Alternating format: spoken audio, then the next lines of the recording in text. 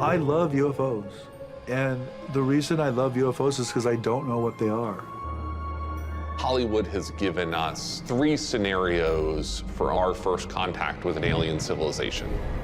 Invasion, the radio message from outer space, and then you have the lone stranded explorer scenario.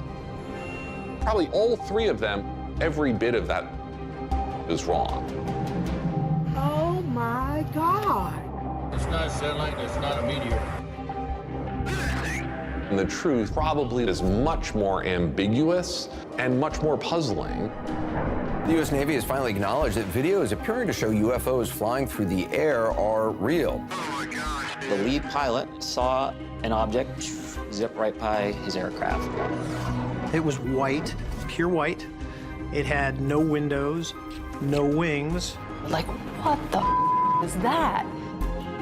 In the last few years, we've gone from a point where you couldn't touch this subject to a point where the government acknowledges the videos of UAP are authentic. Now, we have a duty as scientists to explain them. More and more scientists feel comfortable talking about this and even investigating it. Most UAP sightings are explainable, 98% of them. The 2% is what matters.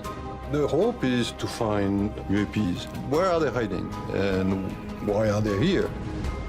I had had a number of very strange encounters. They were so intrusive and so physical. Alien abduction experiences are a mystery to this day. So many times I wonder what they saw in me. It's a profound question to have for an entire life. Maybe these people have a common brain structure. Supposedly the government has some things. Let's get the data. What do they have inside the government? What do they actually know about UFOs? And why can't more be released to the public? I think belief is too easy. I think debunking is too easy. I think the truth of the matter is way more complicated and way weirder. We get reports every night. I don't know what's going on. We're standing right around it.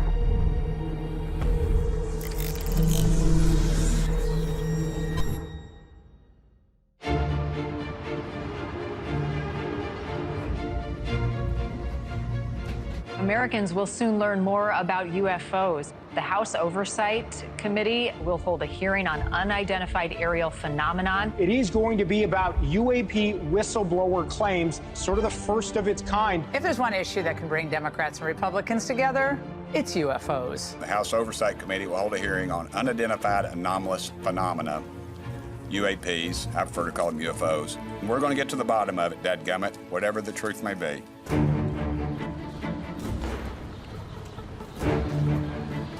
I'm about to walk into a congressional hearing and witness something that I never thought I would see. It's the first hearing that we've actually had witnesses to events speak at. Nothing like this has ever happened before, and we don't know what they're going to say today. I've been writing and reporting on UFOs for over 20 years, and all during those years, I was really up against the belief that UFOs aren't real. Saying UFOs are real does not mean that they're alien spacecraft. It just means these are real physical objects in our skies, and we don't know what they are. In 2017, I co-wrote a story for the New York Times about a secret program within the Department of Defense that was investigating UFOs, and no one knew about it. The groundbreaking article that Leslie and I and Helene Cooper wrote revealed a secret Pentagon unit called ATIP that investigated these things that, according to the government, officially didn't exist. The article also included official Navy videos of unexplained objects that pilots were witnessing, and we'd never seen anything like that before. The New York Times unveiled the existence of a real-life X-Files department. It was an explosive article. I mean, front page New York Times about UFOs. That article spurred an enormous amount of congressional interest. They redefined UFO to UAP, unidentified anomalous phenomena, to account for objects that operate in space, in the air, and potentially underwater. So Congress recognizes that there is a major national security risk of unidentified objects passing through restricted, sensitive airspace. After learning about ATIP, Congress formalizes the mission and forms the UAP task force, which then eventually becomes what we have now, the All-Domain Anomaly Resolution Office. Leave it to the government to come up with wonderful acronyms and names. AARO. And that is the entity that is now the official government UFO analysis office. So the 2017 article kind of changed the climate on UFOs. And then a few years later, I was introduced to a man named David Grush. He was an intelligence official who wanted to come forward with some very stunning revelations. So Ralph and I wrote a story for an online publication called The Debrief. And now, 2 months after the David Grush story was published, a House Oversight Committee is holding an open hearing, and our article helped pave the way. People are lining up outside the building to get in. They flew in from all over the place, even overseas. How early did you guys get in line? 3:30 a.m. Incredible, really? There are 3 witnesses being called today, but the first person that people really want to hear from is whistleblower David Grush. The subcommittee hearing on unidentified anomalous phenomena, or UAPs, will come to order. Mr. Grush? Mr. Chairman, ranking members and congressmen, my name is David Charles Grush. I was an intelligence officer for 14 years. My testimony is based on information I've been given by individuals with a long-standing track record of legitimacy and service to this country. David Grush worked for both the National Reconnaissance Office and the National Geospatial Intelligence Agency. He had very high clearances within those agencies, and he was the representative sent to the UAP task force when it was in operation. He started looking into the questions of crashed, retrieved objects within various programs that may have been hidden away. He told us for our article that he had evidence, which he had gained from 40 people he interviewed at high levels, that the government or some agency within the government possessed craft of non-human origin. He was talking about things that no country on Earth could produce. Alien spacecraft. I mean, there's no other way to put it. He claimed that he could not be shown the craft, but he was shown documentation, photographs, and was able to gather very, very specific information from people directly involved. He alleges that the government is operating a decades-long UFO retrieval and reverse engineering effort, illegally outside of the purview and oversight of Congress. Oversight was not being provided to programs which were legally required to have oversight, and he felt it was his obligation to report them. I have taken every step I can to corroborate this evidence over a period of 4 years while I was with the UAP task force and do my due diligence on the individual sharing it. I became a whistleblower through a urgent concern filing in May 2022 with the Intelligence Community Inspector General. Mr. Grush, why did you come forward on this issue? Purely a sense of duty. I first swore an oath when I was a cadet 18 years ago, and I still uphold that even out of the uniform. During the time that he gave the information to the Inspector General, he was under oath, and the ICIG had ruled that what he told them was credible and urgent. I was informed in the course of my official duties of a multi-decade UAP crash retrieval and reverse engineering program. A lot of eyebrows went up both in the room and people who were watching that live around the country. As someone covering national security in Washington, I got interested in UFOs not as someone who was raised on Star Trek, but because I began to see serious people talking seriously about this subject. UFOs are real. We know that there are unidentified objects in our airspace. Even John Brennan, the former CIA director, has said, effectively, there's weird stuff out there flying around. We don't know what it is. It puzzles me. I think some of the phenomena we might be seeing continues to be unexplained, and that could involve some type of activity that some might say constitutes a different form of life. I figured there can't be that many things that puzzle John Brennan.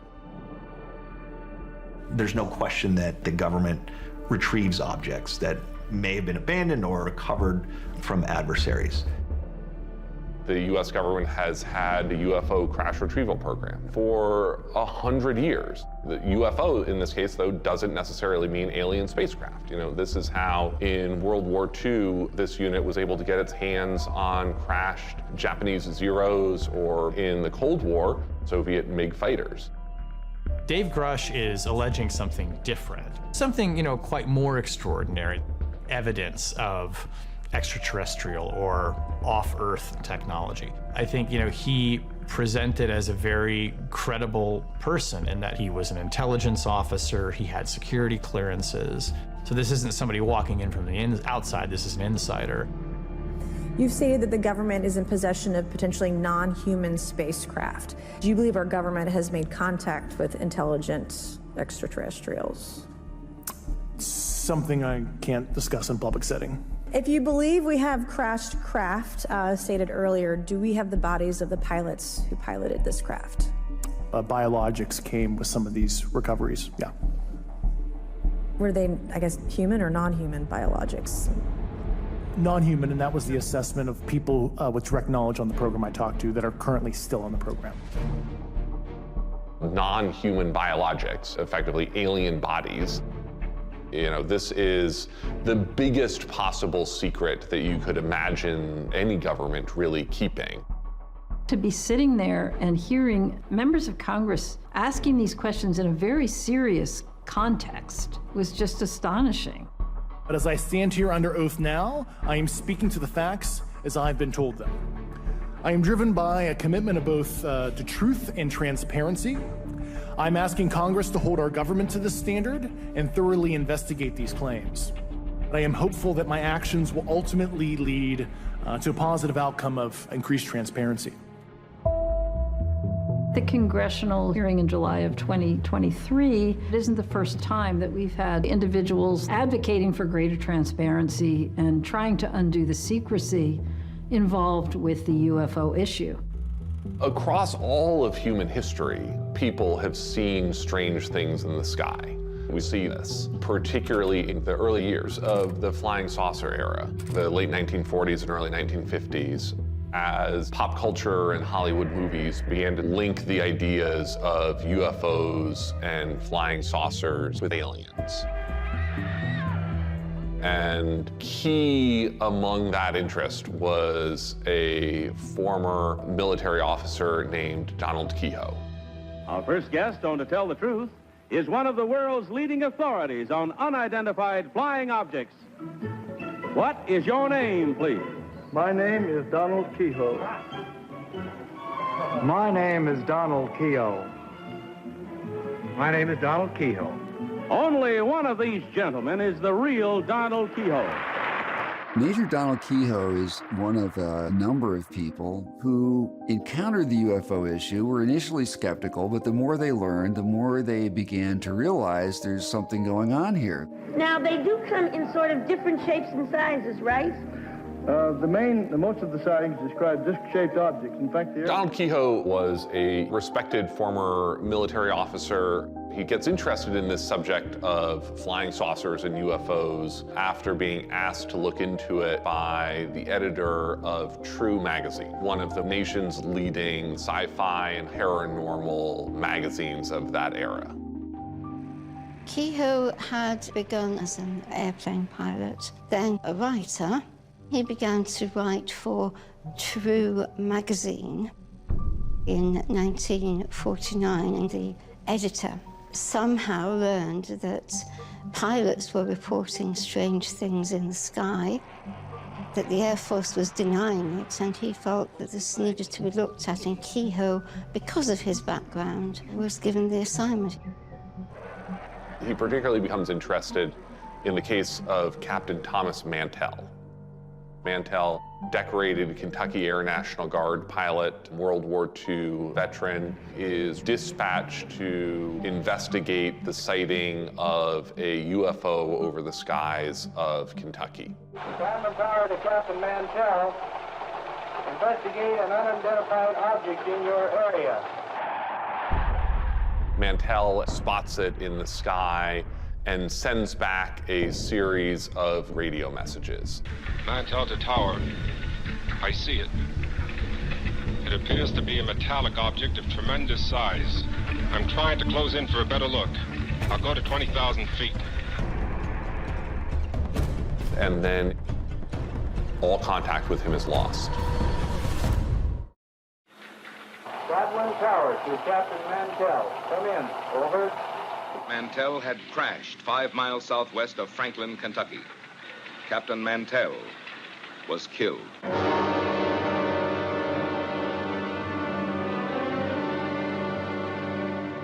This is probably the nation's first UFO-related fatality. It's only years later the Air Force puts together through, various military and Navy records that the path of a secret research balloon would have almost exactly matched the path of the object that Mantell encountered. But for Kehoe and many others, his crash has never been adequately explained. Kehoe went to the Pentagon and asked them about this sighting, but he didn't come away any the wiser. Donald Kehoe remained convinced that the government was covering up the truth. There's been a long history of public perception of cover-ups and nefarious activities by the government that very, very credible individuals like David Grush are bringing back to the fore. Mr. Grush, are you aware of any individuals that are participating in reverse engineering programs for non-terrestrial craft? Personally, yes. Mm-hmm. Have you seen the spacecraft? I have to be careful to describe what I've seen firsthand and not in this environment, but I could answer that question behind closed doors. Okay, and so with that being said... The controversy surrounding David and his testimony is that he doesn't have firsthand knowledge. He has not seen any such craft. It's all secondhand. He would have very legitimate bans on being able to talk about so-called special access programs that he was a part of. It could lead to jail terms if you disclose knowledge of classified material that you are sworn to protect and keep secret. The question of whether the government has already recovered evidence of extraterrestrial existence and is covering it up, I mean, that's the part that I'm just really skeptical of. And even someone like Dave Grush, who again is a very compelling witness, by his own testimony, does not have firsthand evidence of what he claims to exist. That does not mean that he's lying. It doesn't mean that he's wrong, but it's not the kind of evidence that I think the public is going to need to really believe that the government is hiding the existence of extraterrestrials. I think everybody wants to see that picture of that craft. In Grush's defense, he had already provided classified details such as program names, the people allegedly involved, and the locations of where these craft apparently are stored in many hours of closed briefings to Congress. Or is there evidence that there are aliens? No, not evidence that would convince a skeptical scientist, no. Okay. No, there are people holding their hand up, swearing to tell the truth in Congress. Yes. That's not how we establish objective truths in science.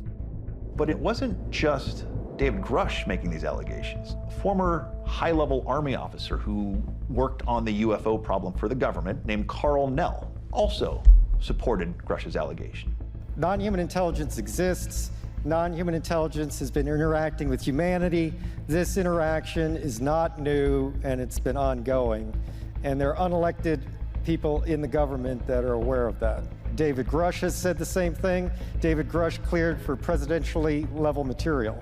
So you're looking at people that are in a position to know this, and they're telling you the same thing. The congressional hearing was fascinating because there were two narratives all about UFOs. One narrative is that the government is withholding an extraordinary secret from the American public. And the other is the fact that military air crews and aviators are observing objects, not just with eyeballs, but with multiple sensors, radar, infrared. As we convene here, UAP are in our airspace, but they are grossly underreported. These sightings are not rare or isolated, they are routine. Ryan Graves was there because he had been reporting Navy sightings. Some of the pilots in Ryan's squadron had been picking up strange objects on radar and actually had a near collision with one of them. After hearing about these encounters, Ryan Graves realized that this was a safety issue. And Commander David Fravor was there as a witness to the 2004 Nimitz incident, the famous Tic Tac case, which was one of the best researched UFO cases ever. He was a Navy pilot flying off the USS Nimitz. They'd been picking up these fast-moving objects on radar. He described it as like a ping pong ball zigzagging around, no signs of propulsion. The Tic Tac object we engaged in 2004 was far superior to anything that we had on time, have today, or are looking to develop in the next 10 years. I have a few questions for Mr. Graves. What percentage of UAP sightings, in your belief, go unreported by our pilots? I would estimate we're somewhere near 5% reporting, perhaps. So like 95% basically don't report. That's just my personal estimate. In the late 2013, 2014 time period, that's when we first started to notice that there were other objects in the area with us. There's a whole fleet of them. Look on the ASA. My gosh. Frankly, I was scared that someone was going to hit one of these. And that's really what, pushed me over the edge to speak publicly about this. I knew this hearing would be an extremely important venue to be able to communicate for all these pilots and military operators that have been reaching out to me to share what they had been going through. Folks like Jeffrey Uzzatelli, a former security officer at Vandenberg Air Force Base. Leading up to that hearing, it's hard to describe how I was feeling. The anticipation, I've been waiting for this for seems like my whole life. To me, it was like watching the biggest Super Bowl ever. And then Representative Luna brought up the Vandenberg case. My next question would actually be for Mr. Graves. And I literally fell out of my chair.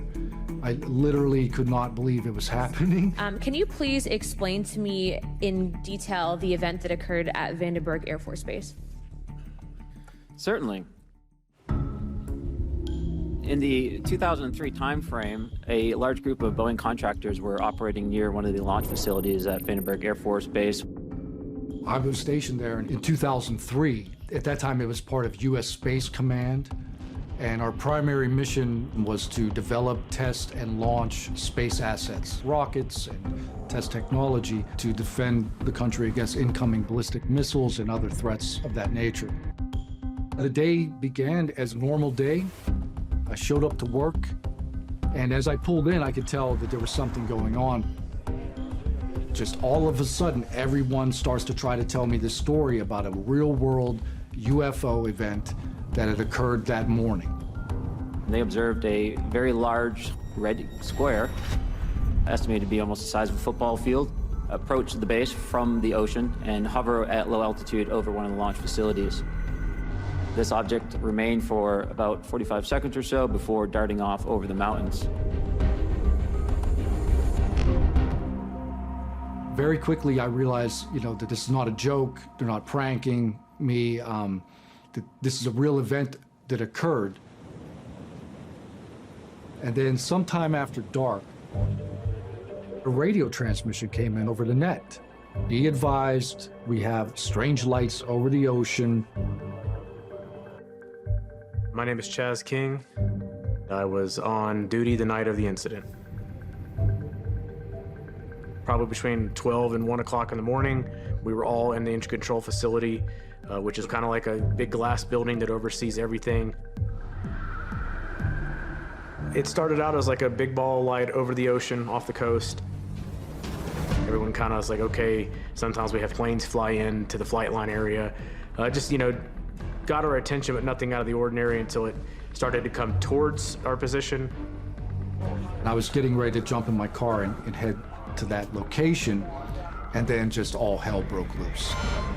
The radio transmissions started to pour in, people started to scream. As it became closer and closer to our position, you could no longer see the light, you could just see a massive object in the sky. It stopped and hovered right over the coastline. It was so massive, it was almost like a football field long. There's no propulsion systems, no lights, no audible sounds, and it just hovered there. I remember the 5 of us looking at each other kind of dumbfounded in disbelief. There was excitement, a little bit of fear, a little bit of panic, a lot of chaos. And that's when it became very difficult to hear the transmission.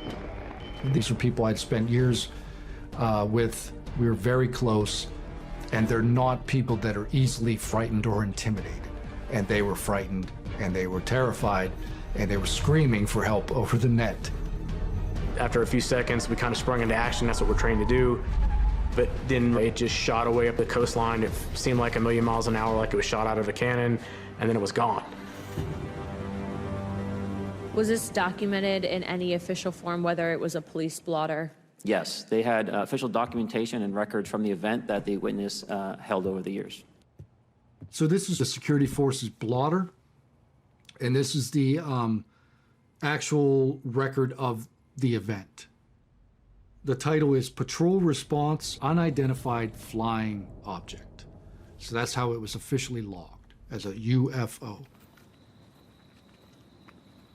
We received a briefing the next tour of duty that it was an unauthorized aircraft landing. And I remember all of us kind of looking at each other puzzled. 1, it never landed. 2, the airfield wasn't even open that day. Personally, I can't explain it. I've never seen anything like it in my life. The way it hovered, to make no sound, to have no propulsion system. Our aircraft don't do that. At the time, I didn't know what to think, other than this is extraordinary. We didn't have any kind of protocols in place to deal with an incident like that. But we up-channeled all the information that we had to higher headquarters, and then we would drive around just trying to keep an eye on the sky.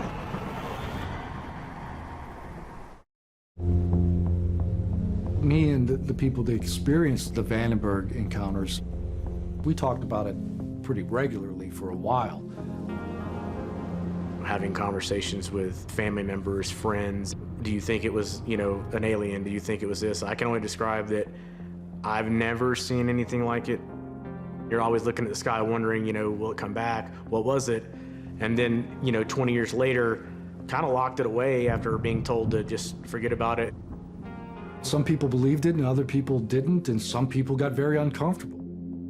And we realized people really don't know this is real, and they think that we're making it up. After a while, I really just quit talking about it. There was really nowhere to go. And then I found the Merged podcast with Ryan. Welcome to Merged. I'm Ryan Graves. Today, I wanted to create a platform where pilots and reputable professionals could discuss this topic, safe from ridicule.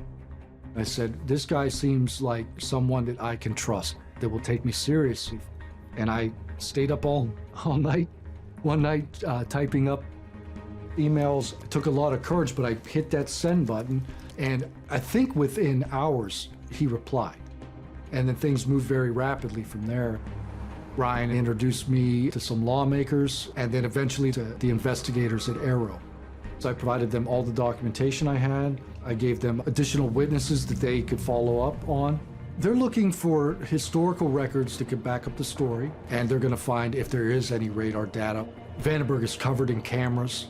There might be some video or still pictures. Hopefully they could get enough information where they can try to resolve the case.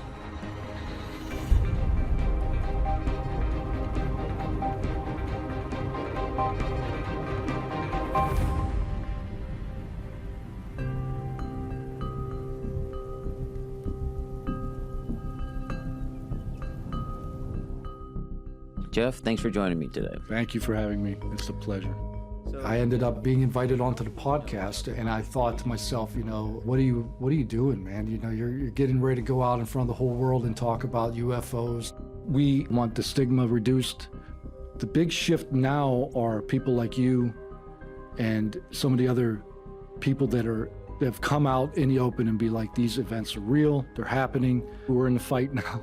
One step at a time. Yeah. Well, Jeff, thanks for... I think the more witnesses we can encourage to come out, especially if they have some kind of data or evidence, the stronger position that we will be in to force the government to disclose.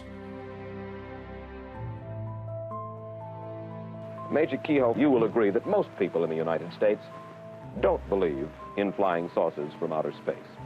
They probably hold the view of columnist Bob Considine, who wrote that flying saucers are products of, for the most part, quote, pranksters, half-wits, cranks, publicity hounds, fanatics in general, and screwballs, end quote.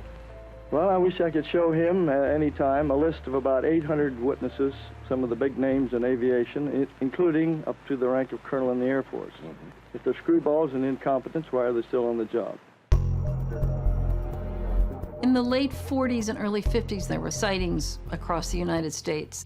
It was in the middle of Cold War, so government officials were trying to figure out what these objects were. The government set up a series of research programs charged by the Air Force with investigating UFO claims and trying to solve the mystery. First is Project Sign, then Project Grudge, then Project Blue Book. Project Blue Book investigated 12,518 sightings. With time, these projects would end up running for about a quarter century.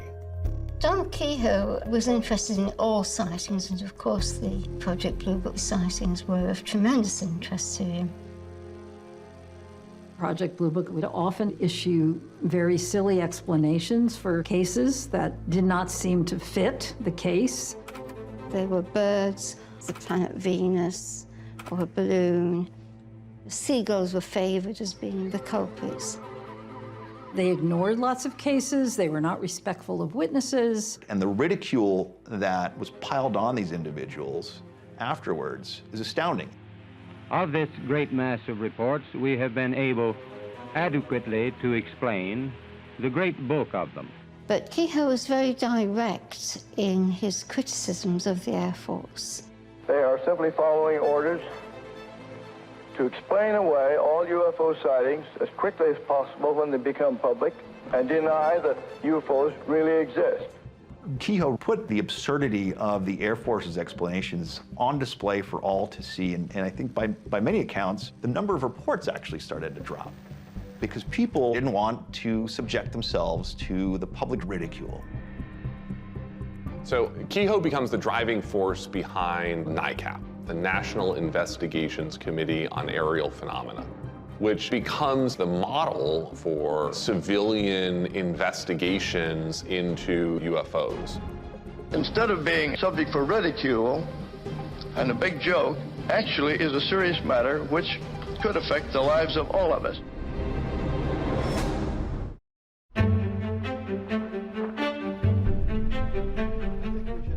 NICAP is conducting its own investigations, talking to witnesses, as well as trying to put pressure on the government to release the knowledge that it does have about the reality of UFOs. In many cases, the Air Force didn't send anybody to investigate. They just took in reports and stamped an explanation on these incidents. Whereas Kehoe and his organization, they had investigators around the country that met and analyzed a lot of these incidents. It's an important counterpoint to the Air Force's decades of saying nothing to see here.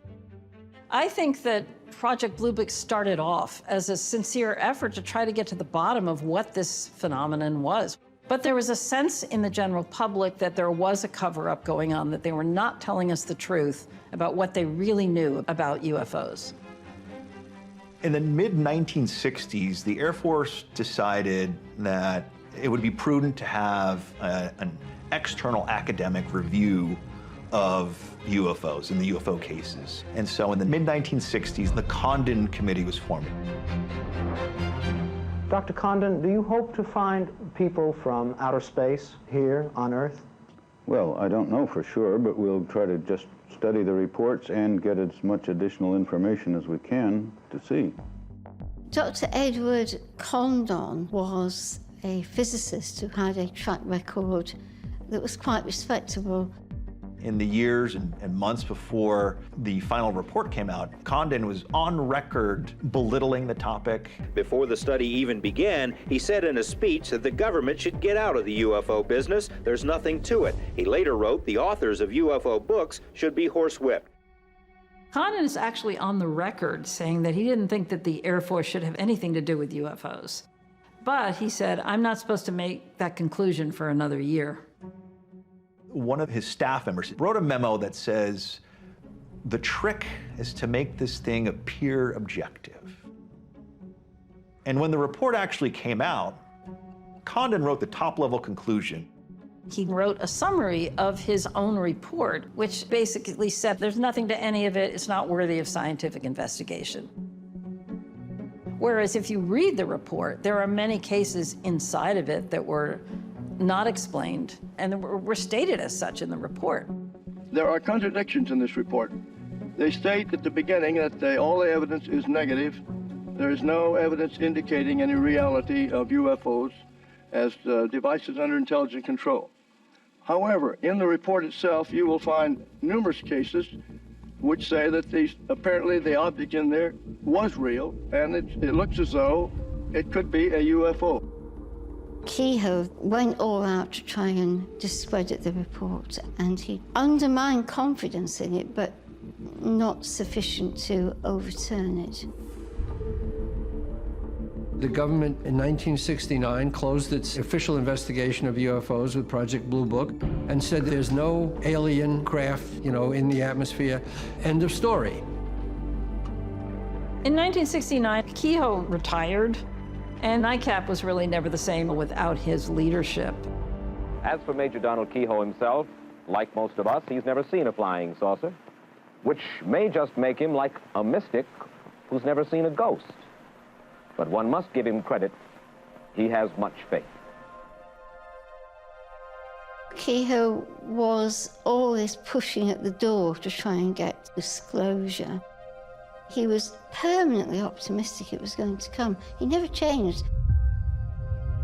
I think his role is historically important. It shows us how history has repeated itself. In many ways, this feels like the same cycle. Every 20 years, the government comes out with a new report saying, we're definitely sure that UFOs aren't aliens. As far as I'm concerned, the government is not engaged in some large-scale cover-up of alien spacecraft and alien bodies, but it does cover up some chunk of the truth about UFOs, because the government doesn't want to talk about its own secret research and development projects or advanced adversary technology. But the U.S. government will now need to reckon with some very serious politicians, including Senate Majority Leader Chuck Schumer and the UAP Disclosure Act. This is a very serious, very cautious politician proposing some of the most extraordinary legislation about UFOs that has perhaps ever been seen in the United States Congress.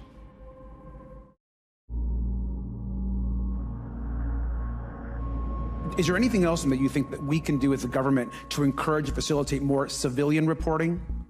I think we're doing it right now.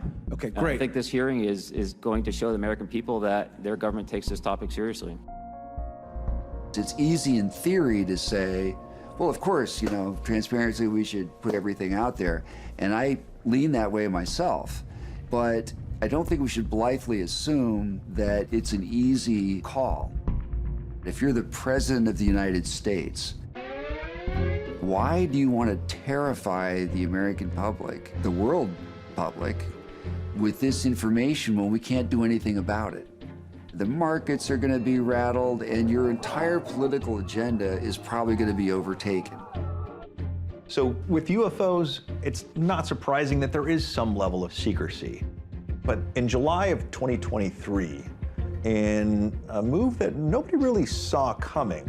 Senator Chuck Schumer, along with Senator Mike Rounds and a bipartisan group of 4 other senators, announced the UAP Disclosure Act. Schumer is backing legislation that would create a commission with broad authority to declassify documents about unidentified aerial phenomenon. For a number of years, members of the Senate have questioned whether or not we were getting all the facts surrounding what was actually going on with unidentified flying objects. Senator Schumer and I had decided that what we really wanted to do was 2 things. Number 1, provide a central collection facility or location with the National Archives. And then second, we wanted a board of esteemed, capable individuals that would actually look through a lot of this material and decide what could be released to the public and what should, for national security purposes, be kept private. The United States government has gathered a great deal of information about UAPs over many decades, but has refused to share it with the American people. That is wrong, and additionally, it breeds mistrust. By allowing for an outside, independent collection of these records, we can make progress in terms of dispelling myths and providing accurate information to the American people. Perhaps most shockingly, the legislation made references to non-human intelligence. Non-human intelligence, that is what the actual text of that amendment says. We've gone from a point in which this entire topic was not taken seriously by the government, and now Congress is talking about the possibility of aliens in legislation. Non-human intelligence was cited in the legislation at least 18 times or more. What's impressive to me is that it appeared at all. We knew that the question was going to be, do you have knowledge of non-human intelligence? We haven't seen that, but at least we tried to put it into statute to say we want to get that reported in the future. The truth may be out there, but you won't find it in the annual defense bill. The intelligence community nixed provisions to declassify what the government knows about the unknown. 100%. They just gutted it. The gloves are off, man. Unfortunately, we didn't get the whole bill through. We did get it out of the Senate, but the House had a different point of view. They were more concerned about the disclosure of items that might be sensitive to national security, and they didn't want to make a big deal about UAPs. You had a very strong amendment for government transparency on this issue, whether you believe my allegations or not. This is a government transparency issue at large. I mean, total failure. It's one of the biggest failures probably in the history of Congress. Despite the House gutting some of the elements of the Schumer Disclosure Act, President Biden signed into law a very significant element of that legislation. Basically, we got part of the bill done, and that was a central location where material would be archived, but we didn't get the disclosure board included. So we'll continue to work on the issue. We will keep working. I want to assure the American people, Senator Rounds and I will keep working to change the status quo. We've seen testimony from pilots, we've seen the videos, we've heard from the witnesses. We're seeing, finally, a true interest in addressing this mystery, solving this riddle. And we should all be intrigued by the unknown. I received an email on the Navy's secret network, urgent safety of flight. The next day, that email was wiped from my computer. There's no doubt that what we saw was the same type of light formations that were reported and well documented from the ground. I can remember the apprehension, the helplessness, and abject terror. Pilots are scared that if they come forward individually, they're out the door. But if we all go together, the door's not big enough to get us all through it at the same time.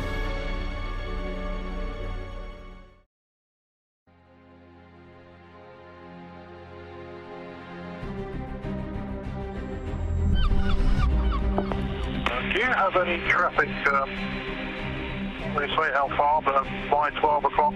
When I looked at it through my binoculars, you can see a perfectly clear, defined, so-called cigar-type shape. No idea what it was. Say away from 17,000. These were official Department of Defense unexplained objects. What we were seeing out there were essentially radar contacts that we didn't think belonged there.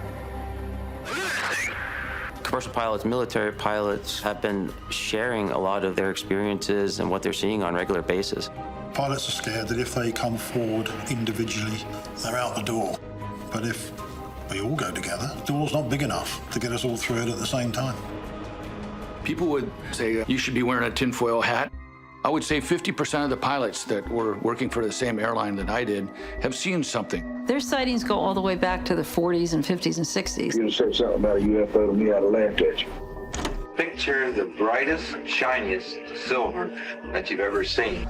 As I first saw it, it came into view, glinting off the horizon. I want to make it clear that these pilots, I think, are being entirely honest. But one thing people have to realize now is the sky is full of stuff. Up to this point, it's been difficult for airline pilots or military pilots to say anything. Some airlines do not want to be known as the airline you fly in order to see UFO. We get reports every night. I don't know what the hell it is. Rotating right around it.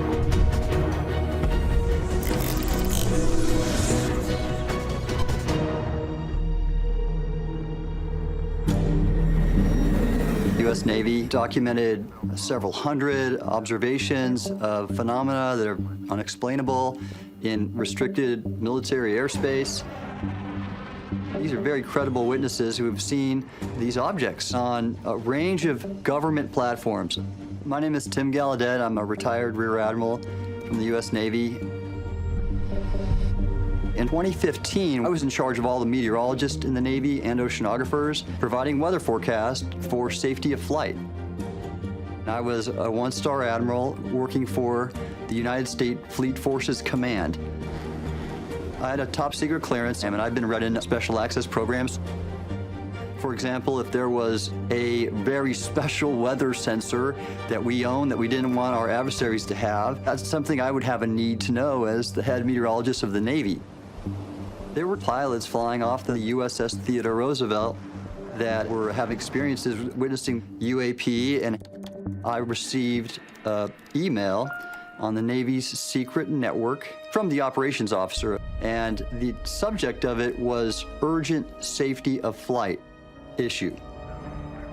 And he had attached a video.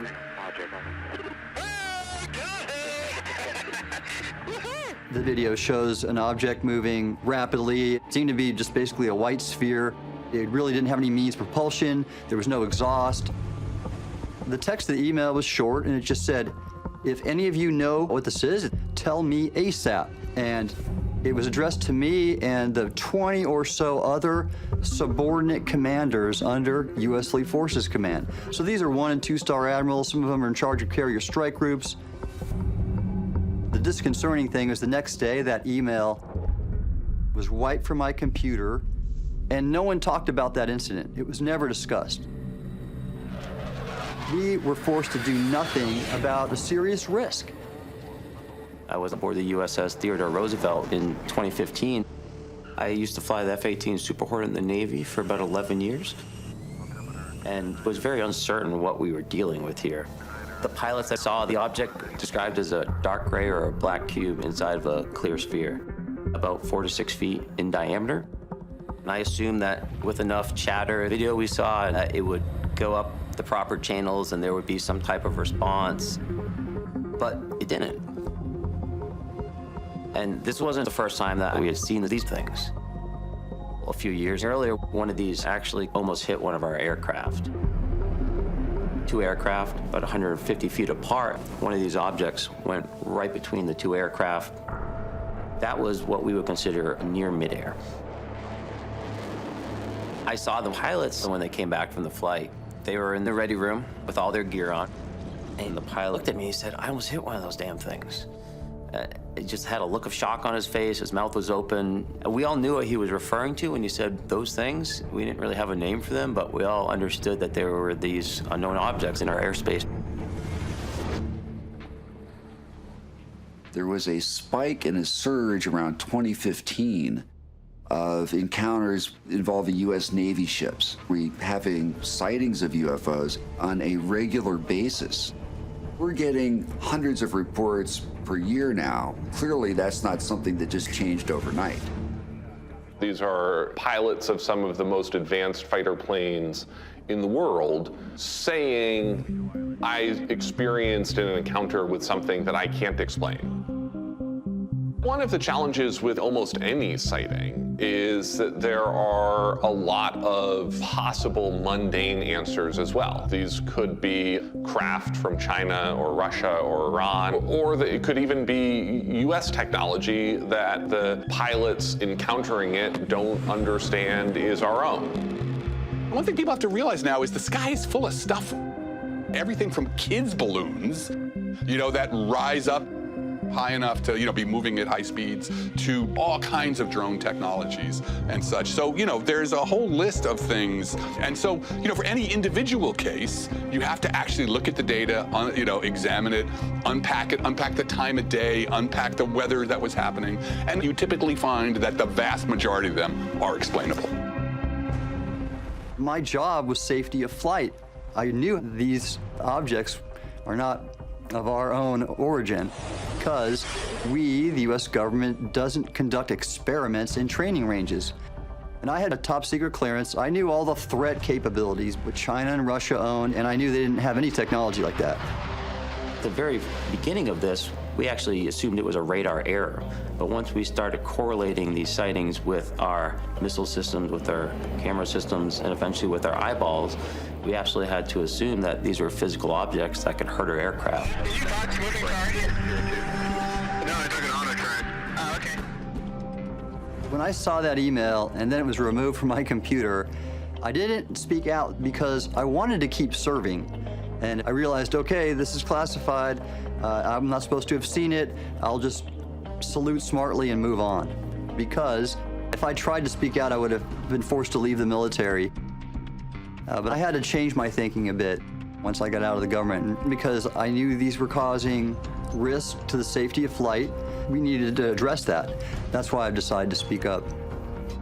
I will say that when I made the decision to talk about UAP and pilot reports, I also knew I was essentially slitting my own throat in some ways. Does it sound possible to you that that kind of secrecy is still happening? Well, that just seems to be the case. Ryan Graves kind of jolted the world, certainly in Washington. I've been reporting on unidentified objects since 2014 and 2015 off of the coast of Virginia Beach. How common was this, and what were they seeing? We upgraded our radar systems, and when we flew with the new radars, we started seeing objects on our radar. I don't think I would have made those statements if I thought I was going to be in the Navy for the rest of my career at that point. The stigma and the fear of repercussions would have been much too strong, frankly. But in the same token, that's a massive problem because this is a recognized safety issue. Unfortunately, the stigma around the UAP issue is so great that nobody would touch it. You couldn't discuss this topic at all in the military. And we're now learning that it's a relatively frequent occurrence for commercial airline pilots as well. These pilots have greatly feared the damage to their reputations and careers from discussing UFOs. Some airlines do not want to be known as the airline you fly in order to see a UAP off the wing. My name is Richard Haynes, and I established NARCAP, the National Aviation Reporting Center on Anomalous Phenomena. I was a senior research scientist at NASA for about 21 years. I was involved in the Gemini program, which is a two-man capsule in the Earth orbit. That went on to the Apollo program and then eventually to space station. I was initially quite skeptical of this subject of UAP.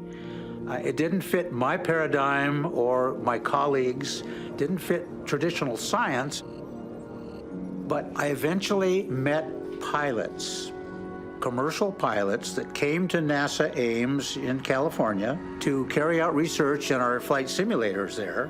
And I would just once in a while ask them a question, have you ever seen anything you couldn't identify in your flying career? Once in a while, they would look at me with a strange expression and say, well, if you promise not to tell anybody, I'll tell you my story. That's what got me hooked. And I can tell you one story that a pilot told me. He was flying left seat, that's senior captain, with a younger man in the right seat, and the captain got to talking about strange anomalous phenomena. After they landed, he got a call, "We're going to schedule you to see the psychiatrist for our office." And I came to understand that pilots have a wide range of motives for not telling the story.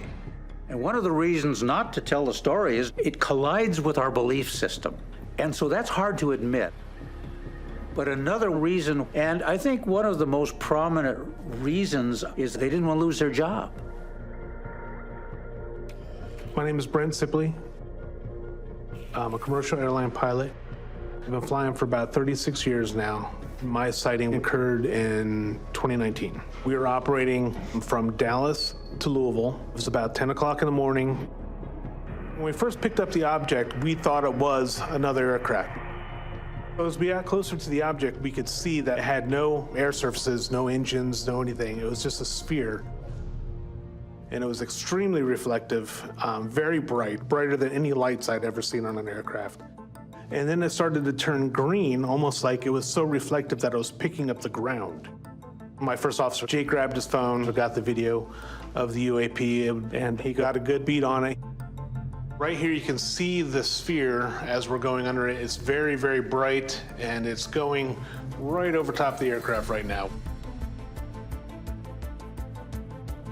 And I contacted Indy Center, and I was like, "We've got high altitude traffic, 12 o'clock. And he goes, "I don't have anything here. Let me switch over to primary." The primary is just a raw sweep of the radar. And then you hear him just go, "Huh." And then there was a really long pause and just dumped us. Basically, air traffic control at that point was telling us, "We don't want to hear about whatever you're seeing right now." I'm not going to say I've seen everything, but in 36 years of flying, I've seen a lot of things. From Venus and Jupiter rising, I've seen weather balloons. They look nothing like this that I saw that day. I didn't really want to come forward with any of this because it could be something that could potentially end a career. The stigma associated with it is, it's much more than just, people, whistling the X-Files when you walk by. Pilots have to go through medicals every 6 months. We have to do training every 6 months. There's lots of ways that people can get you out of your flying seat. And why give them ammunition? I'm dubious that all of the characteristics of some of these craft are being captured accurately by the witnesses, or that aliens are visiting Earth. But, it's clear that some of these encounters are still unsolved.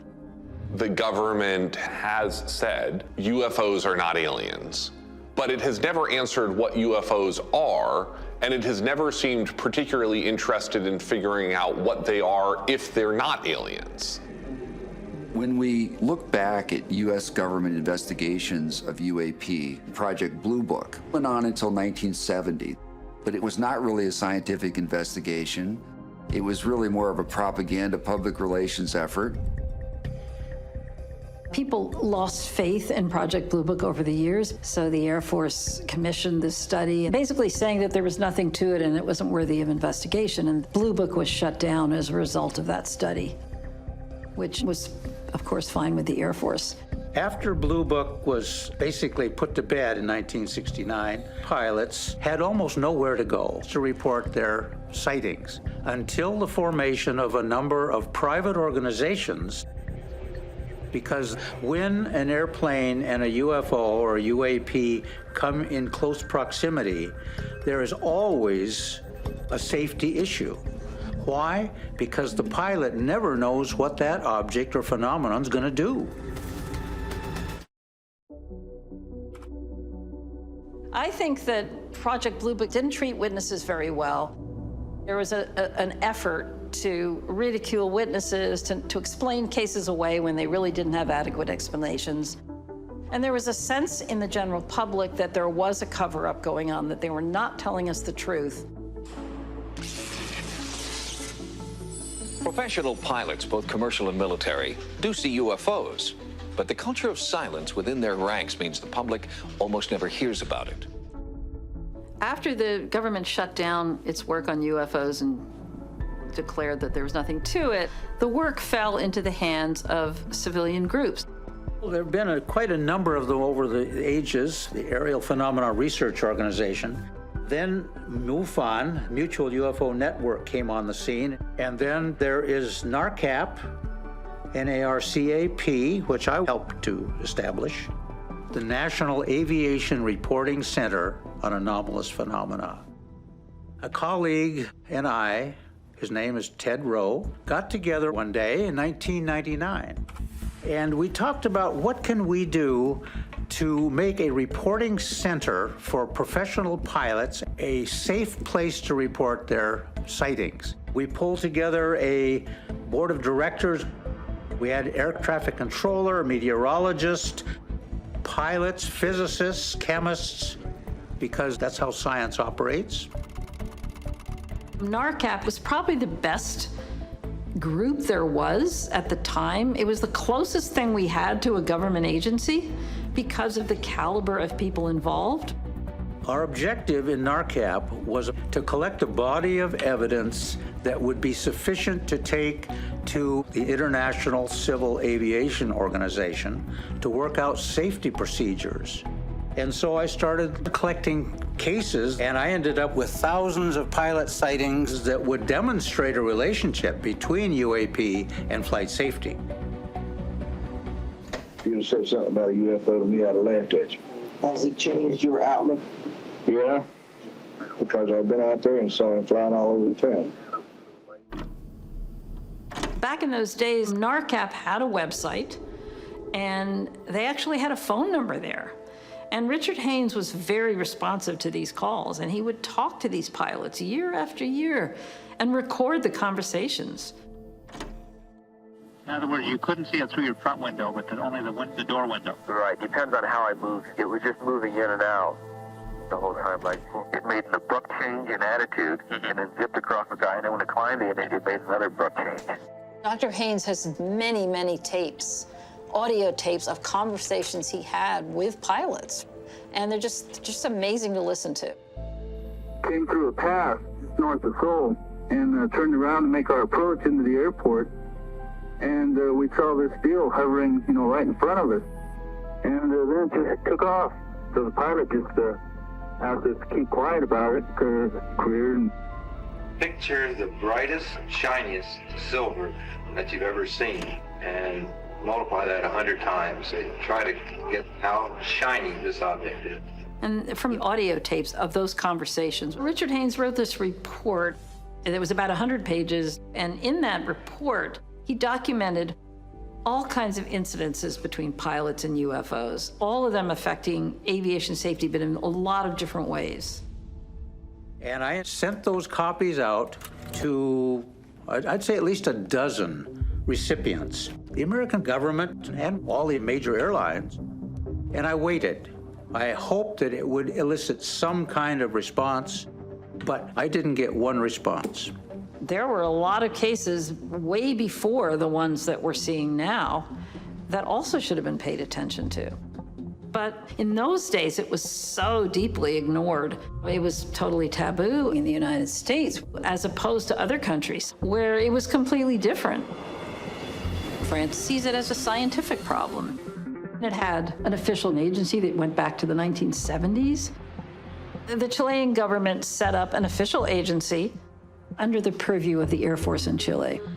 And it was known to the world at large, especially to all the pilots, that there was a place they could go to report UFO sightings. De que la gente está tomando conciencia de que existe un cierto fenómeno que debe ser analizado desde un punto de vista multidisciplinario. Without an entity, an agency, or an organization for the pilots to go to report UFO sightings or UFO events, we're losing lots of valuable data. We shouldn't be making it hard for pilots to report. The UK actually requires its pilots to fill out reports of any sightings. My name is Captain Ray Bowyer. I started flying training in 1984 and finished flying in about 2015. About 31 years. Can I pass and pass message? you have any traffic, when you say how far, but by 12 o'clock level? It was 2007 in the springtime. We were flying a scheduled airline service from Southampton in England on the south coast into Alderney, Channel Islands. I think there were about 9 or 10 people on board. And just as we got into the cruise sector of the flight, I noticed something ahead, a very bright yellow dot in front of us. Brilliant, brilliant yellow with this band of interfacing light between the going up and down this dark band. And the yellow interface, the dark band, and there was this lights going up and down at different speeds. Quite impressive to see. Very flat platform. I'm looking at it through binoculars as we speak. I was about 60 miles north of Alderney when I first saw the aircraft. The second object appeared around about 20 miles away from a landing point, and getting closer to them, they started getting larger and larger. It was a shape about 20-to-1 aspect ratio, and it came to the point where I didn't need binoculars to see it anymore, and it was still 30 miles away. Air traffic controller asked if there were any other aircraft that could witness this, and there was another aircraft. It was quite a relief, simply because it's been backed up by somebody else. I was quite relieved that the objects were picked up on radar, and this was what we found to have appeared. This is my aircraft coming in from the northeast into land. This is the other aircraft from Blue Islands coming in from the Isle of Man. This shows the tracks and the times of the object travelling from north to south. And this is the object travelling from south to north.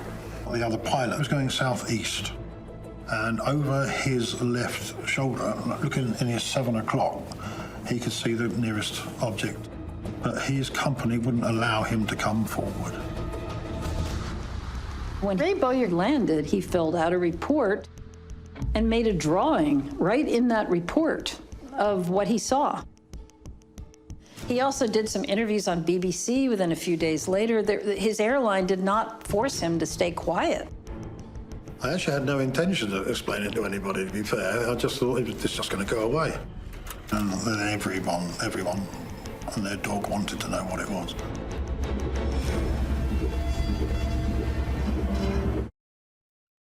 So tell me some of the things that people have said to sort of excuse what your sighting was. They normally say, how many beers have you had before you went flying? I would never tell anybody they didn't see what they saw. You know, as every cop and prosecutor will tell you, eyewitness testimony is the worst kinds of testimony. Memory is not a record. I've seen a lot of strange things in the air, you know, all sorts of different atmospheric anomalies. It looked nothing like that. There's a lot of stuff out there that appears as UFOs, but that also are very easily identifiable as ordinary technology or ordinary astronomical, meteorological, or atmospheric technologies. I think most people find it a credible sighting simply because another aircraft in a different place saw it. It's on radar. And of course, there was a 150-page report.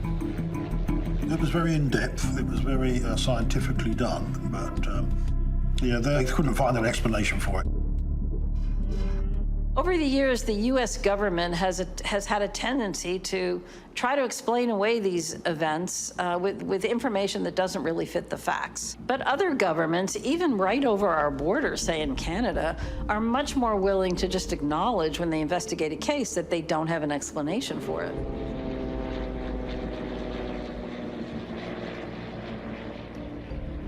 Look at the contrail. Guy's up at 38,000 feet. Beginning in 1947, the FAA issued a reporting form, and it would be mailed to you, and you would fill it out. They said, if you see something, you should report it.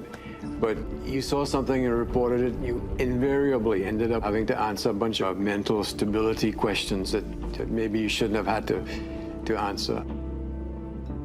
My name's Ralph Lowinger, and I am a former Air Force tanker pilot, and after I separated from service, I went to work for Pan American World Airways. I'm Michael Littlepage. I went through a civilian air training program before joining Pan American. And I have a total of approximately 39,000 hours of flight time.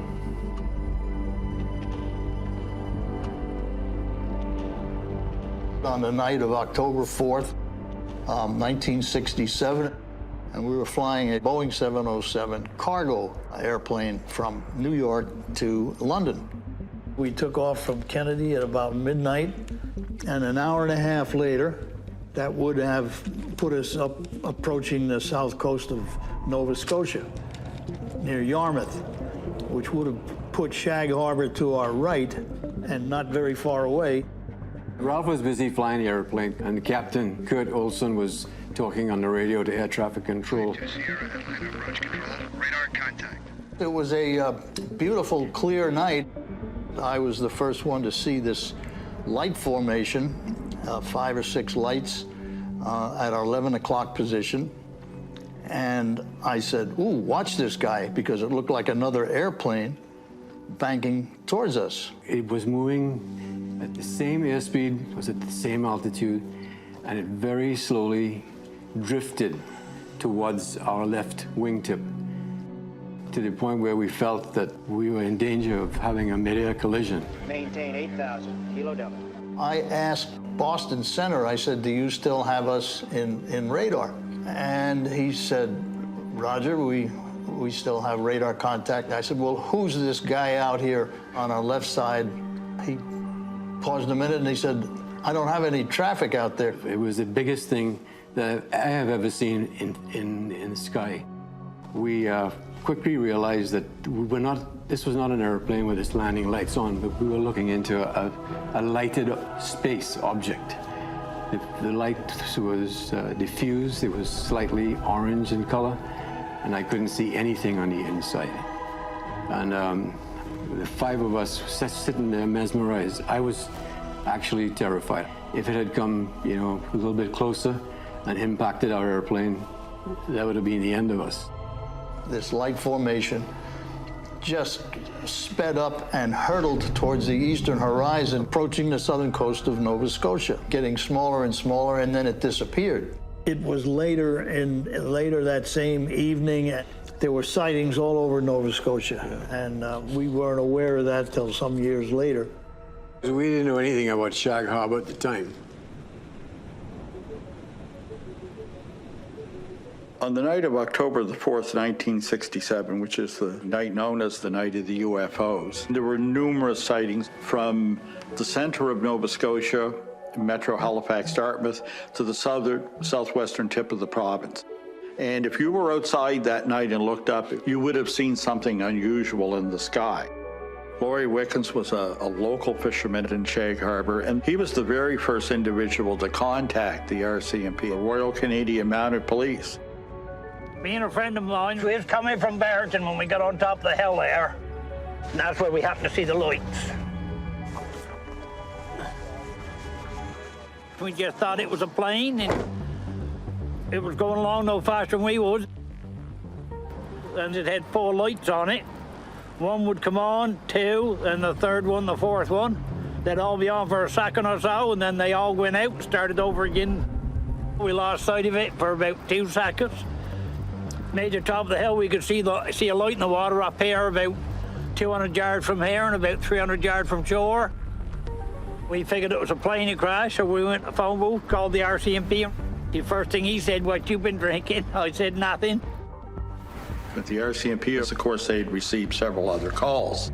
Most of the eyewitnesses that contacted the nearby RCMP reported simply that they thought an aircraft had crashed. Nobody was reporting a UFO. The concern was for the possibility of survivors, that they may have indeed seen the crash of a commercial aircraft.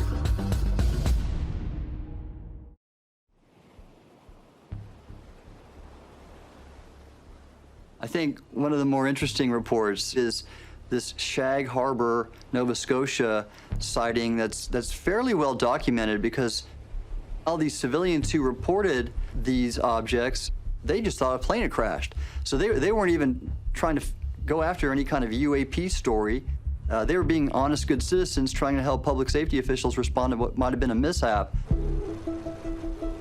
Once the RCMP arrived on the scene, they tried to approach the strange light that had remained in the water.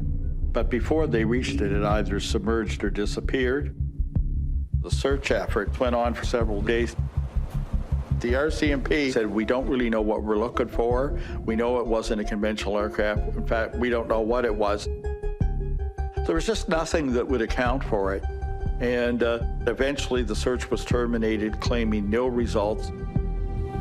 It was the authorities that would first refer to it as an unidentified flying object. What I have here in my hand is a bunch of telexes.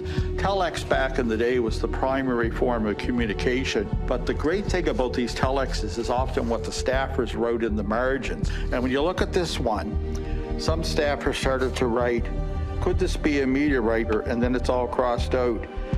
This could not possibly be an aircraft, and it's all crossed out. So again, very telling. Here we have a few days later into the search, and it says, what is the situation? They write unidentified flying object, and they circle it. And the case remains to this day in the present, open and unsolved.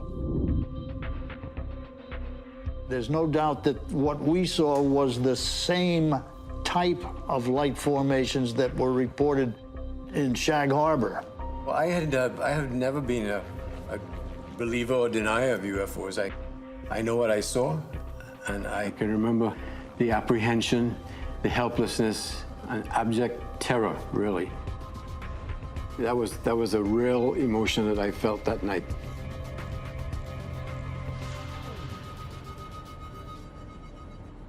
You would think that organizations like the FAA would be more interested in cataloging things that exist in our national airspace that we can't identify.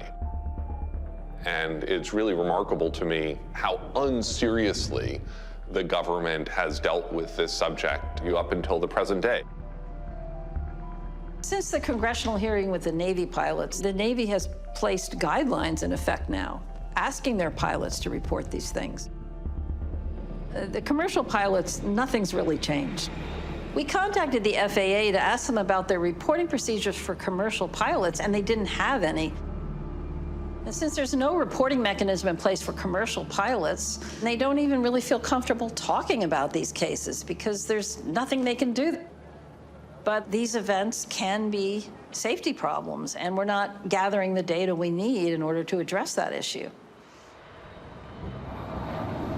Should a pilot want to report an issue, they can report it to a number of civilian UFO groups, but there is no way for that information to then therefore be processed or further looked at. So what I've been doing at the organization, Americans for Safe Aerospace, is provide the reporting mechanism so that that information can get to the proper channels for further investigation.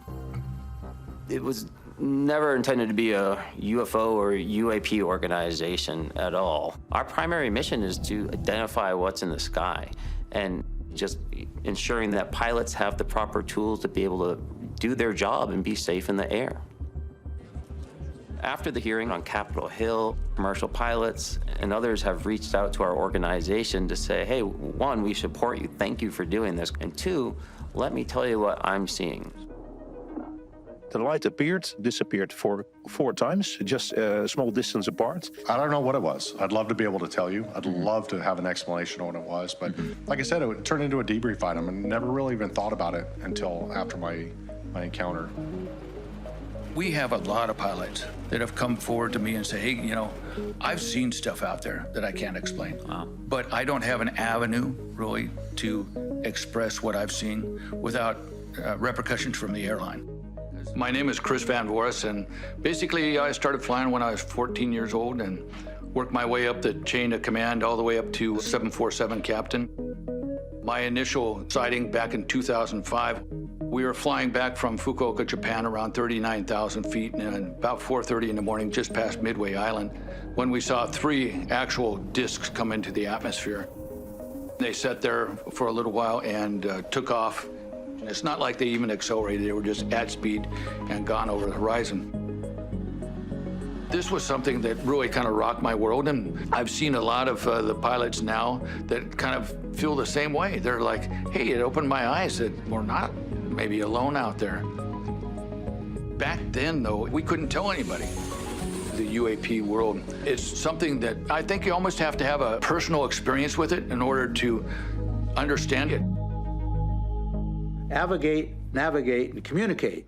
Pilots are trained to do those three things. They've got to fly their airplane, they have to communicate with the ground, they have to follow all the rules and laws of aviation, and all of a sudden, they have to integrate this incursion by a new phenomenon. And this is a challenge. Pilots are affected differently by their encounters. I mean, it depends on the nature of the encounter, whether it was dangerous or not, how dramatic it was. Does it affect their cognitive processing? Does it something that keeps them awake at night? Is it interfering with their well-being every day? Can they talk about this? My name is Dr. Iya Whiteley. I am a space psychologist with expertise in clinical psychology and aviation human factors. I'm looking at this phenomena more from the point, not what they're seeing, but I'm interested in what is happening in their mind. Initially, my work was not related to UAP. I came across this quite recently, and I felt that if it has an effect on their performance, if it's in any way affecting their decision-making, then we need to see how we can assist. And hello. Hi. Hi, Chris. How are you doing again? Yeah, good to see you. I am at my very early investigation regarding what pilots are seeing. As a psychologist in me, I feel there is something that they're holding back because they're not comfortable talking about this. So what do we need to support the pilots post this encounter, post the observation? Proper reporting channels and proper interaction between the company and the pilots and the unions, knowing that they won't be subject to any repercussions from the company if they do report it. We want to collect enough variety of stories that then becomes a database, but we only can have that through pilots having no repercussions for talking about what they're seeing. It was a very interesting type of experience. I was not a skeptic, but I had never seen anything that I could not explain prior to that. And this was something that I couldn't explain. It's kind of one of those moments you never forget in your life. It makes a huge impact. What I found interesting with Chris, that when he observed the objects in 2005, it's almost like marked his life, that there was a life before observing something, and then there was a life after.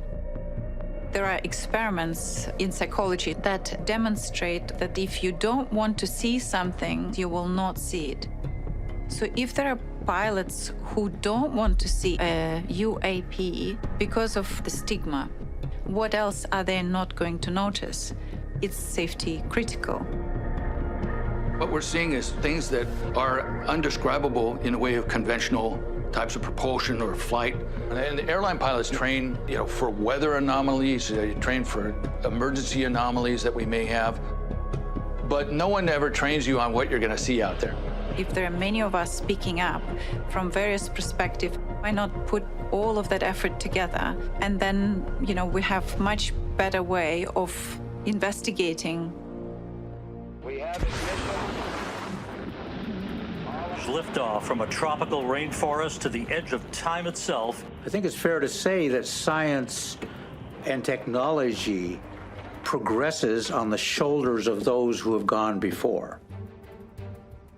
What Ryan Graves has done, really, he took the ball and ran with it to form an organization that would carry on NARCAP's work.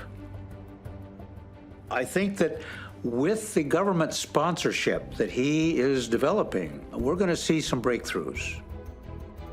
The 2024 National Defense Authorization Act had a historic amount of legislation and language regarding the UAP conversation. But this is something that these people really struggle to integrate into their worldview. So how do we move this conversation forward? How do we gain the trust of the American people to show that, hey, we are actually resolving this potential national security issue? I advised a number of representatives on the ways I thought legislation could be introduced. One of those included Congressman Garcia. Ultimately, his office ran with those suggestions and has resulted in him introducing the Safe Airspace for Americans Act. Commercial pilots may encounter a UAP, and they have no real way to report to the government. They can report that to their airline, but the pilots that I've talked to feel that if they reported a UAP, that maybe they would get fired from the airline, or that they would somehow be, tagged with medical condition or some kind of issue. So there needs to be a way to report any type of UAP encounter or any type of UAP experience in a way that's safe to the pilot. Our new proposal, our Safe Aerospace Act, is currently in the Congress. It has both Republican and Democratic support. It provides a transparent process for pilots to report any UAP encounter. Those are collected, and then they are forwarded on to our department within the U.S. government that actually currently is looking at UAPs. If nothing else, this will provide additional data points for the commercial airliners to better understand the safety risks that their aircrew are exposed to. Can you imagine the amount of data that's been lost because pilots are afraid to say something?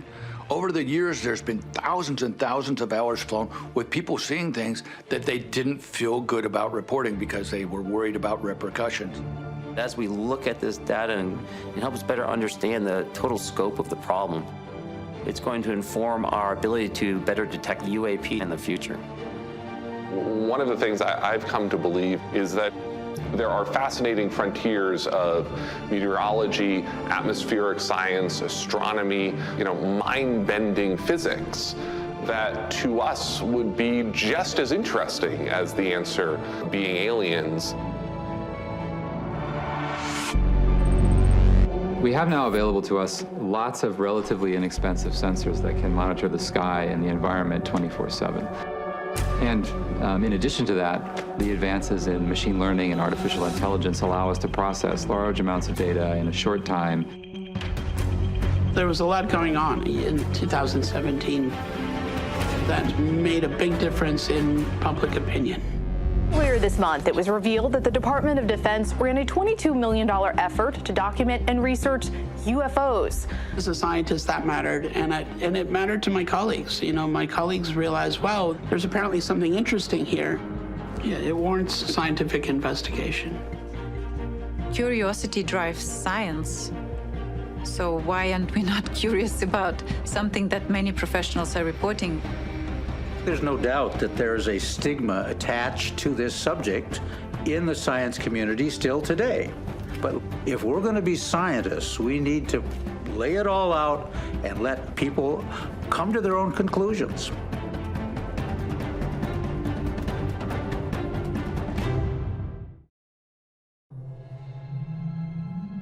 Well, the flying saucer myths, there's not a single verified or checked out report which is at all connectable with the possibility of extraterrestrial life. It's all very pseudo-scientific. UFOlogy is a mythology that's based on superstition, wrapped inside a fairy tale, telling a story that's simply not true. There, of course, has been a stigma towards the scientific study of UAP, UFOs. This is something that has been essentially a taboo for many, many decades. To talk about this as a scientist may have been considered professional suicide. Maybe you can just set up, the term abduction. I don't want to talk about abductions. If you could give me an overview of the major high watermarks without any anecdotals. Yeah, that's what I don't want to talk about. Okay. Can we skip these questions? Sure. Oh, God, do you want to say anything? Oh, I'll tell you something off camera. Okay. Since 2017 and the articles that were published in the New York Times, it was an occasion when more scientists became aware that unidentified aerial phenomena could justify a scientific investigation. We are now no longer talking about whether there are UFOs, UAP. The question now is, what are these things and where are they coming from? We don't know what these things are. I mean, who couldn't be interested in this? We are trying to bring this subject to the mainstream of science. Look forward to identifying the unidentified. One of my colleagues asked me, why are you studying these things? Why would you do this to yourself? And I said, this really could be the biggest discovery in human history. And as a scientist, I can't walk away from that. We get reports every night. I don't know what the hell it is. It's rotating right around it.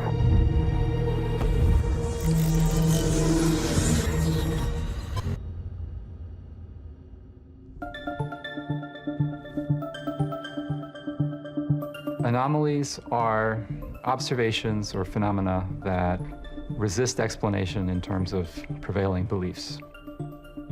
Anomalies are often not immediately taken seriously by scientists. A really good example of this is meteorites. For centuries, it was denied that rocks fall from the sky. This was a phenomenon that was assumed to be magical in some way.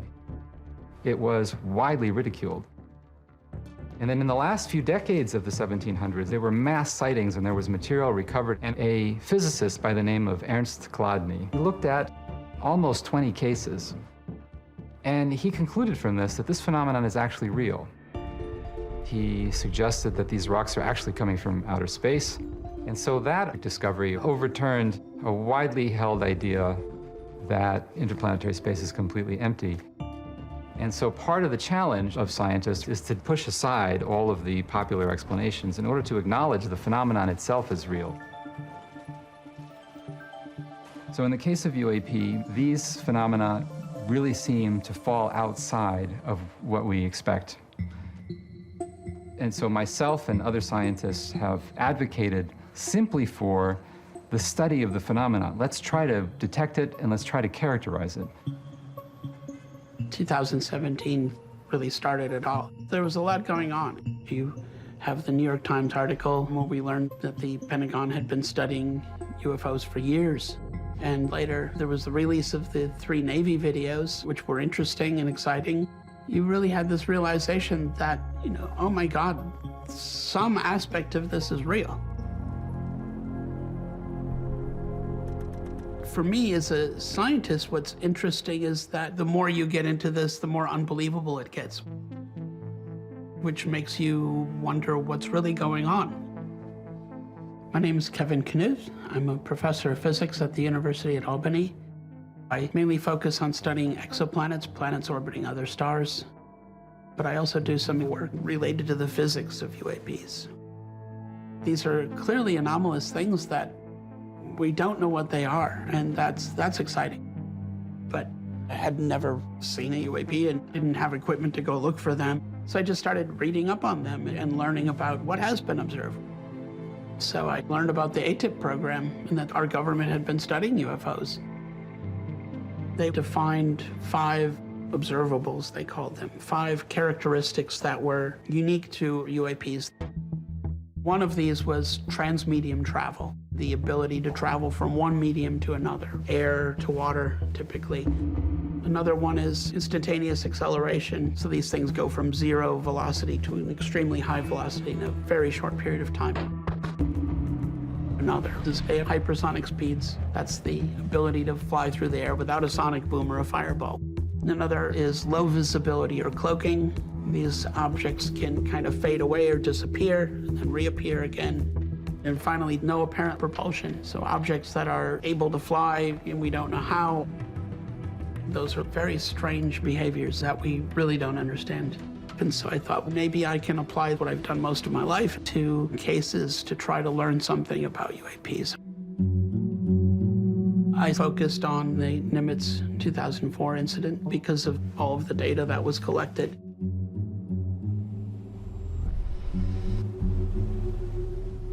In November of 2004, I was a Navy commander, Super Hornet pilot. We were flying, we're training our air crew. The USS Princeton was using their radars to direct us. The ship came up and said, "Hey, sir, we're gonna hold on training today." They said, hey, we got real-world investigation. We got an object. They said, we've been seeing these things on radar. We have no idea what they are. To investigate, they turned us off to the west, and they asked what kind of weapons we have on board. So we're kind of doing this, looking around to see where it's at, because it's somewhere around you and you don't know. And I looked down, I go, what is that? And I saw a long cylindrical white object, no windows, no wings, no visual signs of propulsion, roughly 40 feet long, that looked like a giant Tic Tac. And this thing was going like this, and I describe it as like if you put a ping pong ball and it was bouncing off a wall. And as I come up, I can see him as he's crossing in front of me. It starts to accelerate, gets right on my nose, and disappears. The Nimitz case was quite interesting because I could somewhat reliably estimate accelerations and speeds. The radar operator had been noticing that there were objects that would appear on his radar. And these objects would periodically drop from 28,000 feet to sea level in 0.78 seconds. I mean, you're looking at dropping 5.5 miles in less than a second. And if you work through this, you find out that the accelerations are on the order of 5,000 times the acceleration of gravity, which is extremely, that's extremely high acceleration. So, I mean, the F-35 fighter, the wings will rip off at only 13.5 Gs. And we're looking at something like over 5,000 Gs. The altitude and the time that it took for this maneuver were all estimated from the radar data. And we learned about that through speaking with the radar operator. Every time the pilots were being directed to one of these objects, they actually encountered an object. And of course, there was a video that we all saw. So that is evidence that the radar wasn't malfunctioning. So these are real objects doing real things. If the data we have already is accurate, they're clearly going faster than most of our spaceships travel. Could they be interstellar spacecraft, being able to get up to that speed? Yes, they could be interstellar spacecraft. It's really quite shocking. I was always interested in UFOs as I was in space. I was 12 years old when Star Wars came out, so that had quite an impression on me. And around that time, we had the TV show In Search of with Leonard Nimoy. And there were often stories about UFOs in that, which were intriguing and interesting. They've been seen but fleetingly, and their extraordinary presence creates a frightening mystery. Of course, I was skeptical, and I'm still skeptical, but you can't be skeptical to the point of shutting down conversation and shutting down exploration and study. That's potentially dangerous, you know, especially when you hear from the Navy. When the Navy is concerned, it's a different issue. So I think when the Navy comes out and says it's anomalous, I'm going to take them at face value. It means it's unexplained. But the possibility that one of our adversaries has next-generation technology also has to be explored. And while it's possible that they could be the craft from a foreign adversary or experimental craft, it's hard to believe that if that were the case, that they wouldn't be used. They would be incredibly useful for the military. Performing these calculations from the Nimitz case was far more anomalous than what I expected the results to be. Speeds and accelerations were just unreasonable. Not only could these be interstellar craft, but they could be excellent ones. These are huge discoveries that could have a huge impact on humanity. These are something that we really should understand what they are. And of course, you get much less data than you would hope for, so it makes it much harder to study.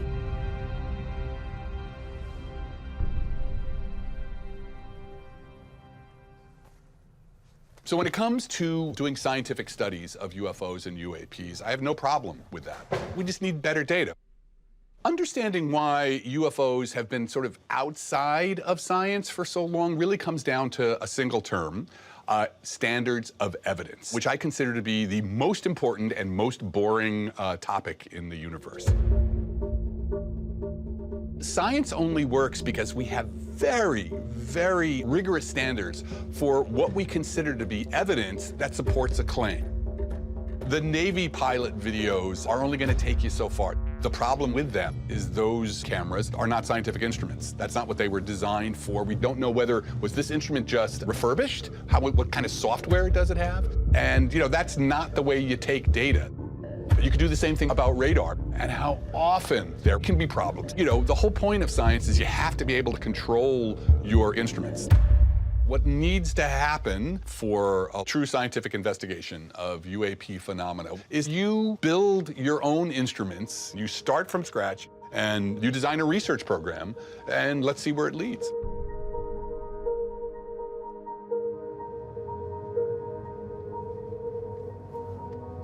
Avi? Hi, Alex. So you are there already? Yes, I'm on site. Okay, we are driving now. My name is Avi Loeb, and currently I'm leading the Galileo project that was established at Harvard University for the scientific research of unidentified anomalous phenomena. I'm a theoretical astrophysicist. I started my career studying the first stars and galaxies. Now I'm also interested in the question of whether UAPs are real. We're heading to Pigeon Run, which is the code name for the Galileo Project Observatory, which is the site where we get data. If there are any UAPs out there, we'll see them.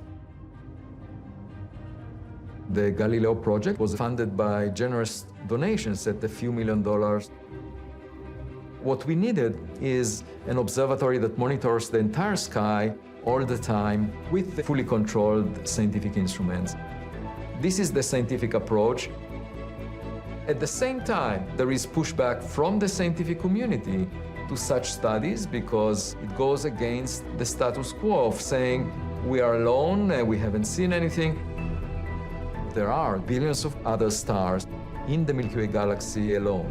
By now, we know that a substantial fraction of all stars, maybe a quarter of them, have planets like the Earth, where liquid water may exist on their surface, and the chemistry of life as we know it may blossom. And so the interesting question is, are we alone? The ultimate question yet unanswered, are we alone in the universe? A Harvard astronomer theorizes it's possible we are not. On October 19, 2017, the Pan-STARRS telescope in Hawaii discovered an object that moves very fast, and it was given the name Oumuamua.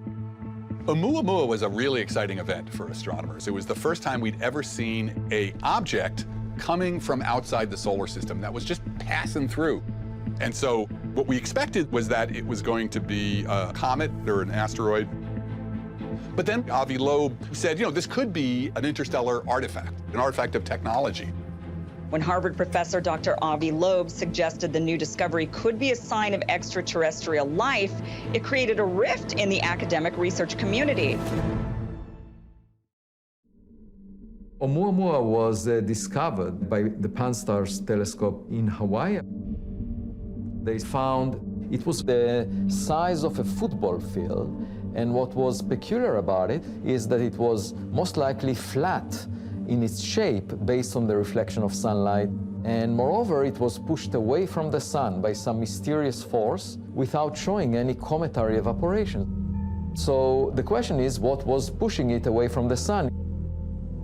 My explanation to the unusual propulsion of Oumuamua was that it was pushed by reflecting sunlight. And for that to be the case, the object had to be very thin, like a membrane. And nature doesn't make such objects. Avi Loeb came out questioning whether it might be some kind of an alien artifact and not a natural object. There was an outcry among the scientific community because to them this was an outrageous claim. There was a lot of pushback on Avi Loeb for daring to draw that kind of conclusion. People who were, experts in comets were able to postulate that it was perhaps a comet made out of frozen nitrogen, which if it was outgassing, making jets would be very difficult to detect. One suggestion was put forward that it may be a nitrogen iceberg chipped off the surface of a planet like Pluto that has solid nitrogen on its surface. But we've never seen nitrogen icebergs in the solar system. Avi Loeb said that basically they were just taking one anomalous possible explanation and replacing it with another anomalous possible explanation. And he didn't believe that that was the right one. For Avi Loeb, the question of what Oumuamua actually was never definitively determined. One problem with Oumuamua was it came through and it left. So we only had a little while to collect data. And if your claim is we're being visited by aliens from another planet, you're going to need data to be able to even get, a fraction of the way to supporting that claim. To me, that was a very fair question to put out in the scientific literature. I thought it will inspire us to collect more evidence and encourage future data collection on objects like Oumuamua. The only way for us to arrive at the truth is by collecting evidence. And that's why I established the Galileo project. Hello, Alex. How are things? Oh, pretty good. PTZ is working, connected, or? Yes, I it's see. working. I'm going to fine-tune it and do some tests. Okay, excellent. My name is Alex Delacroix. My background was a mechanical engineer at Caltech in astrophysics, designing some physics instruments.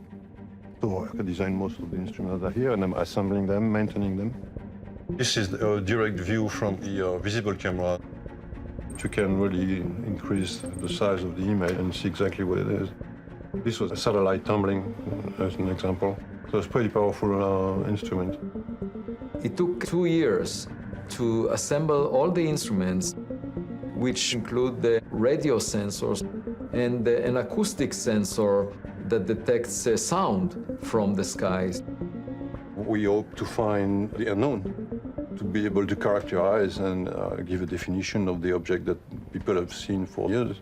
It's extremely exciting. It's difficult to stop working on that.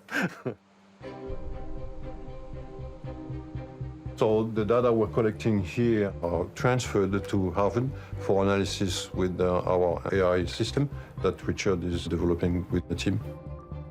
We're using artificial intelligence to sort through the data because it just wouldn't be feasible to have people sitting there monitoring cameras entirely for 24/7. Humans are error-prone. So by having artificial intelligence look at our data rather than humans, it's quicker and also it's more reliable. At the moment, the models are very good at just picking out objects in the sky and tracking them, and we are in the process of developing our models to actually differentiate known objects from unknown objects. And it'll output things like, is it a bird, is it an airplane, is it a balloon? And from that, we'll be able to properly analyze whether it's something that's behaving in a way that is not typical of known objects. We're training the system to report back whether there is anything anomalous, anything that looks unfamiliar. So far, we haven't seen any, but we are just at the beginning. The goal is to build telescope systems and distribute them in many geographical locations. We are currently assembling a second one in Colorado, and my hope is that within the coming years, the observatories of the Galileo project will be able to tell if there is anything out there that appears anomalous. A number of reporters recently gave me the title of the alien hunter. I don't care how you call me. If a question has huge significance for the future of humanity, you cannot ignore it.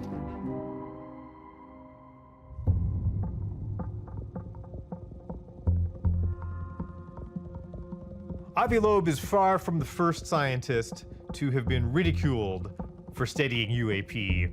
I'm Jacob Hogmisra. I'm an astrobiologist, and as a scientist, I sometimes do get a little perplexed why there's not more excitement about this UAP topic, because there's something we don't know. It deserves study until we figure out what it is. What got me interested in taking this seriously was when I learned about James McDonald. In my opinion, the UFO problem is the greatest scientific problem of our times. James McDonald was an eminent atmospheric physicist, and as an atmospheric scientist, he was especially well equipped to interpret and understand UFO reports, especially anything relating to atmospheric optical phenomena like sundogs. He was very familiar with weather balloons and thought very deeply about how mirages, for example, how high they could be above the horizon. McDonald was meticulous, and he actually took the time to look into the cases from Project Blue Book, the official longest-term Air Force analysis of UFOs. My study of the problem leads me to take the position that there has not been application of the best scientific facilities available, adding up to inadequate UFO investigations. I take as an example the Lakenheath case on the east coast of England. Lakenheath is one of the most bizarre UFO cases in history. In August of 1956, two separate radar stations tracked multiple UFOs, objects moving at 12,000 miles per hour, conducting very, very strange maneuvers. Formations of objects bunching up into one object and then moving off at rapid speeds. That happened in 3 separate occasions. There was a C-47 pilot at 4,000 feet over the field who, concurrent with the radar, saw a bright object move below his aircraft from west to east. From that time on, both radar and visual observers were available. So this case was particularly noteworthy to McDonald because it contained all the elements that we hope for a good UFO case. There were numerous pilots that saw these. There was both ground-based and airborne radar that captured these. So multiple modes of collecting data. If, according to McDonald, Project Blue Book had been adequately staffed with scientists who were approaching this with the kind of rigor that he was doing, maybe he would have learned something more instead of just dismissing this as a case that could be explained. So to McDonald, this is one of the truly puzzling cases that should have received much more attention than it did. To regard this as anything but a problem of considerable scientific importance, I think will be to miss something that we've already missed far too long. Many people say that, okay, there is no evidence for UFOs. Why are you wasting your time? But it's a catch-22. If nobody ever puts in 1 hour into this research, we will never get the evidence. It's time to think of alternative ways of searching for UFOs around the Earth.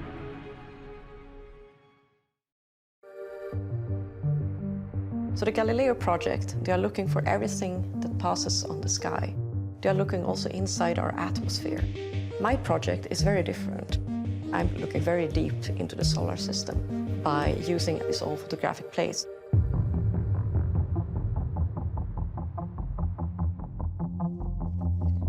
My name is Beatrice Villarreal. I'm an astronomer. I work at the Nordic Institute for Theoretical Physics in Stockholm. I lead a project where we are looking for identifiable signatures of alien spaceships. There are a lot of efforts in the search for life elsewhere that are based on new technologies and collecting new data. But there is also a lot that could potentially be learned from archival sources of data. Perhaps the discovery of extraterrestrial life is already on some photographic plate and we just haven't looked at it right. The first thing I used was images from the Palomar Observatory in the early 1950s. In the past, when one was taking images of the sky, one had these big glass plates and one put it in the telescope and let it expose an image for maybe 50 minutes, like films. So we started studying these plates. I was sitting with 24,000 images and I looked them through one by one myself. Then I found that we had one image where 9 objects seemed to appear and vanish within 1 hour, which was completely crazy. Because a star is not going to appear and vanish within 1 hour. That's completely unthinkable. When I first found the 9 transients, I thought that something must be wrong. It's a transient, a short-lived astrophysical phenomenon that you see, something that changes, like a supernova is a transient, a comet is a transient. One of the values in the approach Beatrice is taking, using historical plates, these are astronomical observations of the sky before the satellite era. This is before Sputnik launched, before we had anything else artificial orbiting the planet.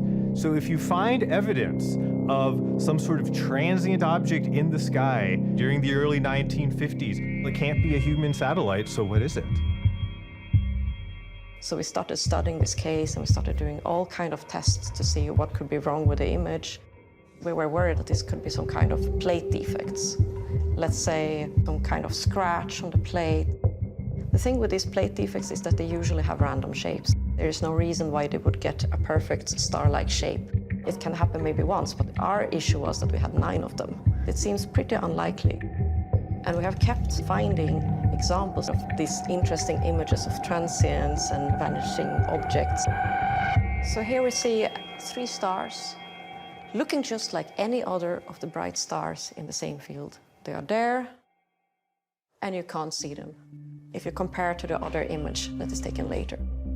More excitingly and more recently, we found our absolutely best candidates for alien probes around the Earth. So what you're seeing here are 5 flashes of light, and if you look there, they are not seen later. They are also lying along a narrow stripe. The probability to find 5 random objects lying along this stripe is 1 in 10,000. If it's along one line, it could in principle be one object, something that is moving. So it's a quite interesting image. It's a very unlikely alignment.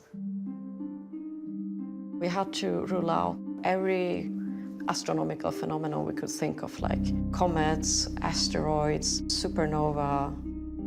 The biggest criticism of Beatrice's work is that it's very, very difficult to explain what it is you found. So if you're left with something that you can't understand, and you perhaps have extraordinary hypotheses, like maybe these are extraterrestrials, maybe they are, but how do you know? How do you follow up on an observation that was taken over 50 years ago? Photographic plates capture one single image. We want to have multiple images of the same phenomenon before we can claim a real ET probe. But there's 2 fun coincidences when it comes to the date of these transients. So the triple transient happens on the 19th of July, 1952. And the second from the 27th of July, 1952. They coincide with one of the most famous UFO flyovers called the Washington, D.C. flyover. In the summer of 1952, over 2 consecutive weekends, was perhaps the most significant wave of UFO sightings in U.S. history. Air traffic controllers could see multiple mysterious objects moving on their radars. And also, there were many witnesses, like pilots and stewards, that saw mysterious objects. The US Air Force held a press conference to discuss the flying saucer invasion. During this press conference, they said that everything were misidentifications, and this was based on the interpretation of an astronomer called Donald Menzel. A layer of warm, dry air will bend the radar beam back to Earth. This was what happened in Washington in 1952. Donald Menzel was a scientist who worked with Project Blue Book, and he took it to be one of his personal tasks in his career to challenge and debunk many of these UFO cases. Menzel and McDonald definitely went head-to-head many times. Dr. Menzel, I cannot agree with the optical, physical, astronomical principles. I do not believe they represent scientifically sound analyses. But it's time that we put an end to chasing ghosts, hobgoblins, visions, and hallucinations. And as for the true believers, bless their little hearts, let them go on believing in UFOs, fairies, or Santa Claus if they want to. Professor McDonald, you have been highly critical of your own government's attitude towards UFOs. Indeed I have, yes. Taken a very good look at the American official investigation program, Project Blue Book, run by the Air Force, and I have quite unequivocally described it to scientific colleagues back in the States as superficial and incompetent.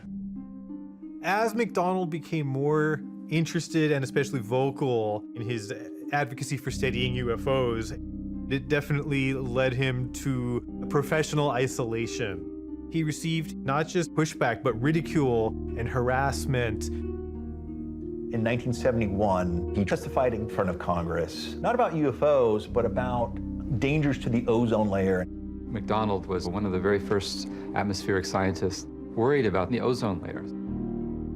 One of the members of Congress asked, basically, if you believe in little green men and flying saucers, how can I take your testimony on the depletion of the ozone layer seriously? This completely discredited his testimony. And in science, your reputation is everything. Ultimately, his funding sources were attacked and taken away. It did not take a good toll on his mental health, arguably, and unfortunately, he died at the age of 51. He was found in the desert with a gun and what appears to be a suicide note.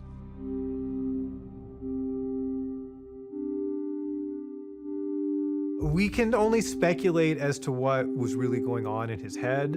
I think there were some things going on in his personal life that may have been a factor. But of course, when you face significant pushback from your colleagues for doing what you believe is acting in integrity as a scientist, one can only imagine that that might have been at least a factor in what led him to such a terrible end.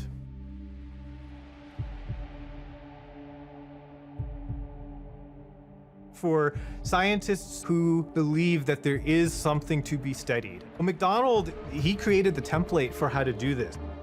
And he inspired scientists to talk about things, even if there might be backlash, there might be stigmatization. This is a turning point. And there's a whole expanding field of scientists who agree that the data is interesting and worth following up.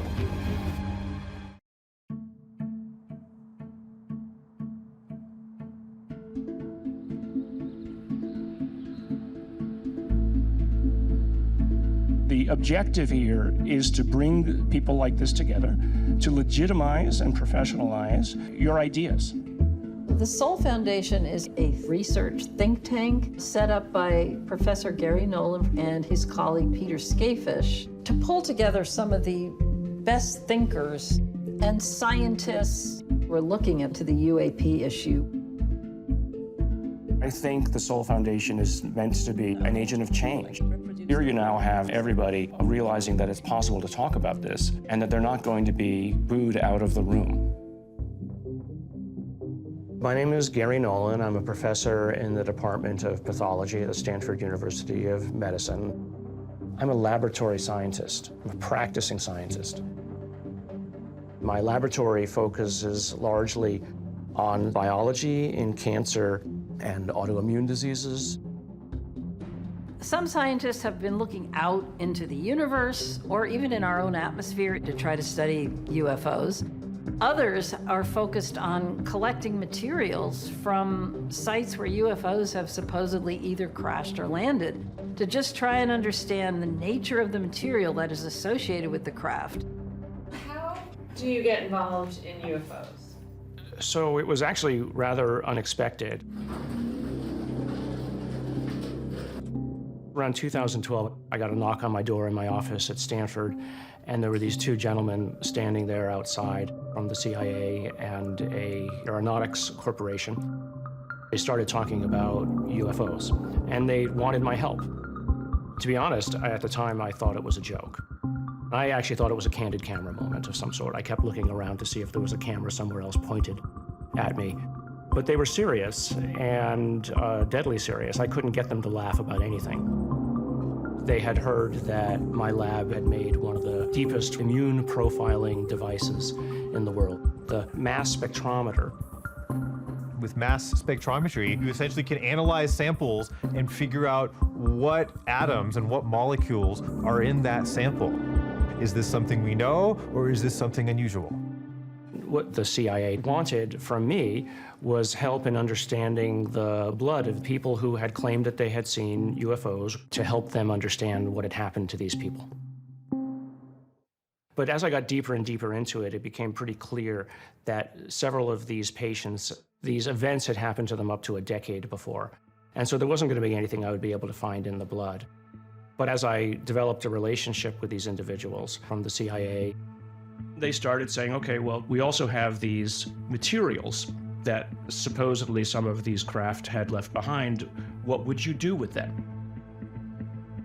Gary Nolan's mass spectrometer can analyze the composition of blood samples, and it can do the same thing for non-biological physical materials. After Gary got involved with doing some of these studies with the physical material, he met Jacques Vallée because Jacques Vallée had been interested in the very same thing for decades. Welcome back to On the Record.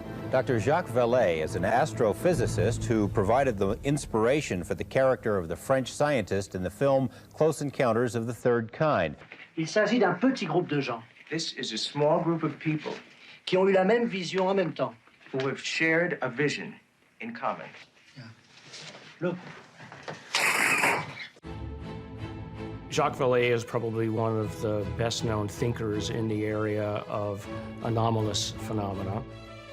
You are something of an anomaly. I mean, a real scientist who's studying what's described as there are a few of us. There are a few of us. Most of them stay underground because they don't want to put their jobs in jeopardy. Tell me how long you have been looking at UFOs, UAP. I've lost count of that. My background has been mostly in computer science. I've built about 15 different databases on UFOs. And I've investigated cases all over the world. And I started gathering materials or metals that were deposited around encounters with UFOs and UFO observations. That mass spectrometer and the ability to measure metals was, I think, what triggered Jacques' interest, because he had these metals, and it was like, well, okay, can you help us analyze these materials? So Jacques, start with the new cases. There was an observation of a large, bright object close to a road. Now we have the actual material.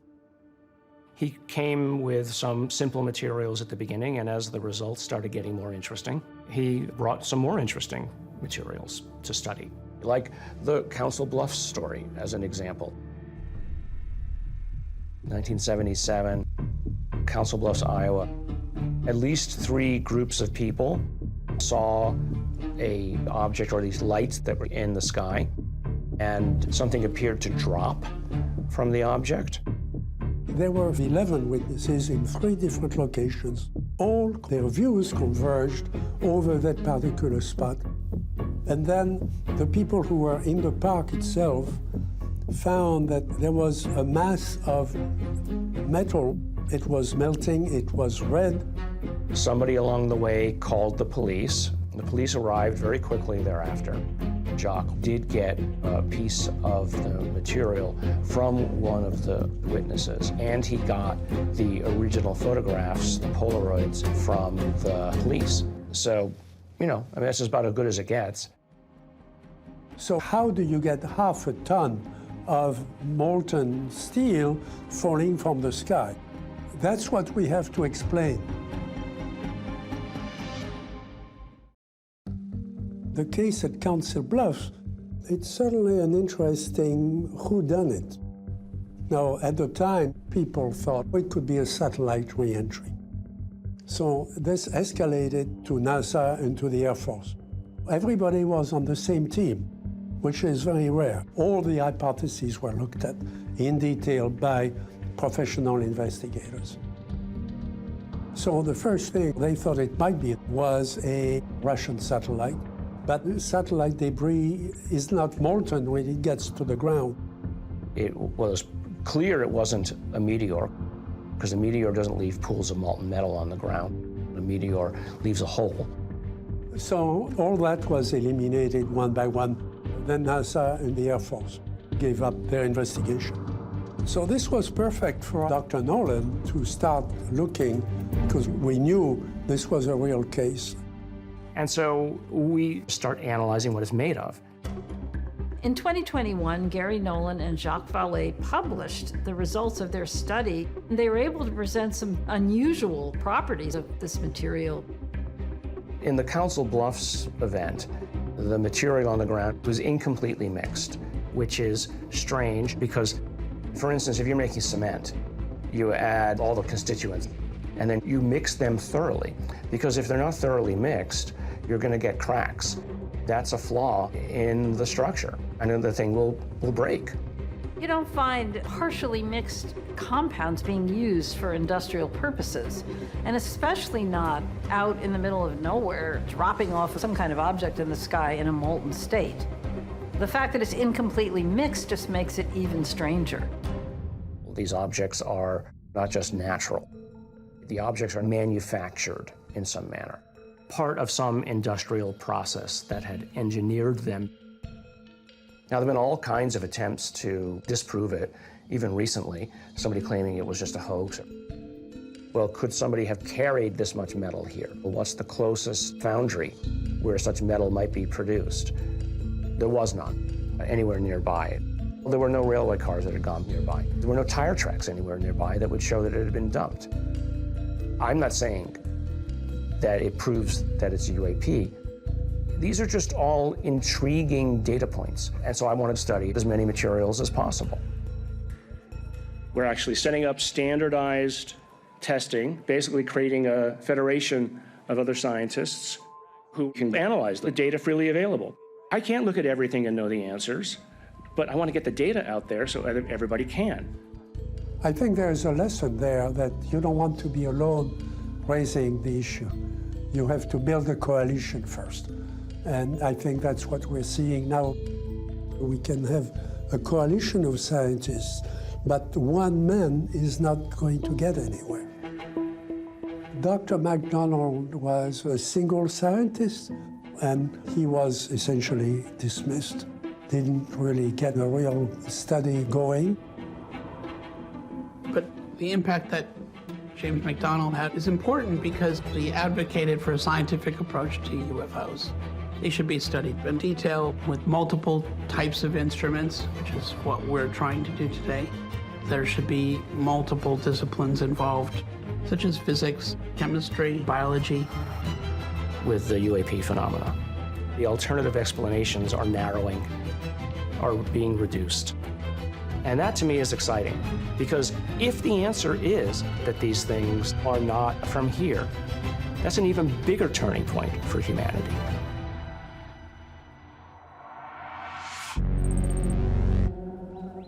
I saw this bright white light. I suddenly felt weird, and I felt like my skin was on fire. I remember thinking, oh my God, I'm dead. If you talk to experiencers, their story is going to get really weird really fast. I can remember being levitated out of the car. When you're sitting with an experiencer, it feels like there has been something traumatic that has happened.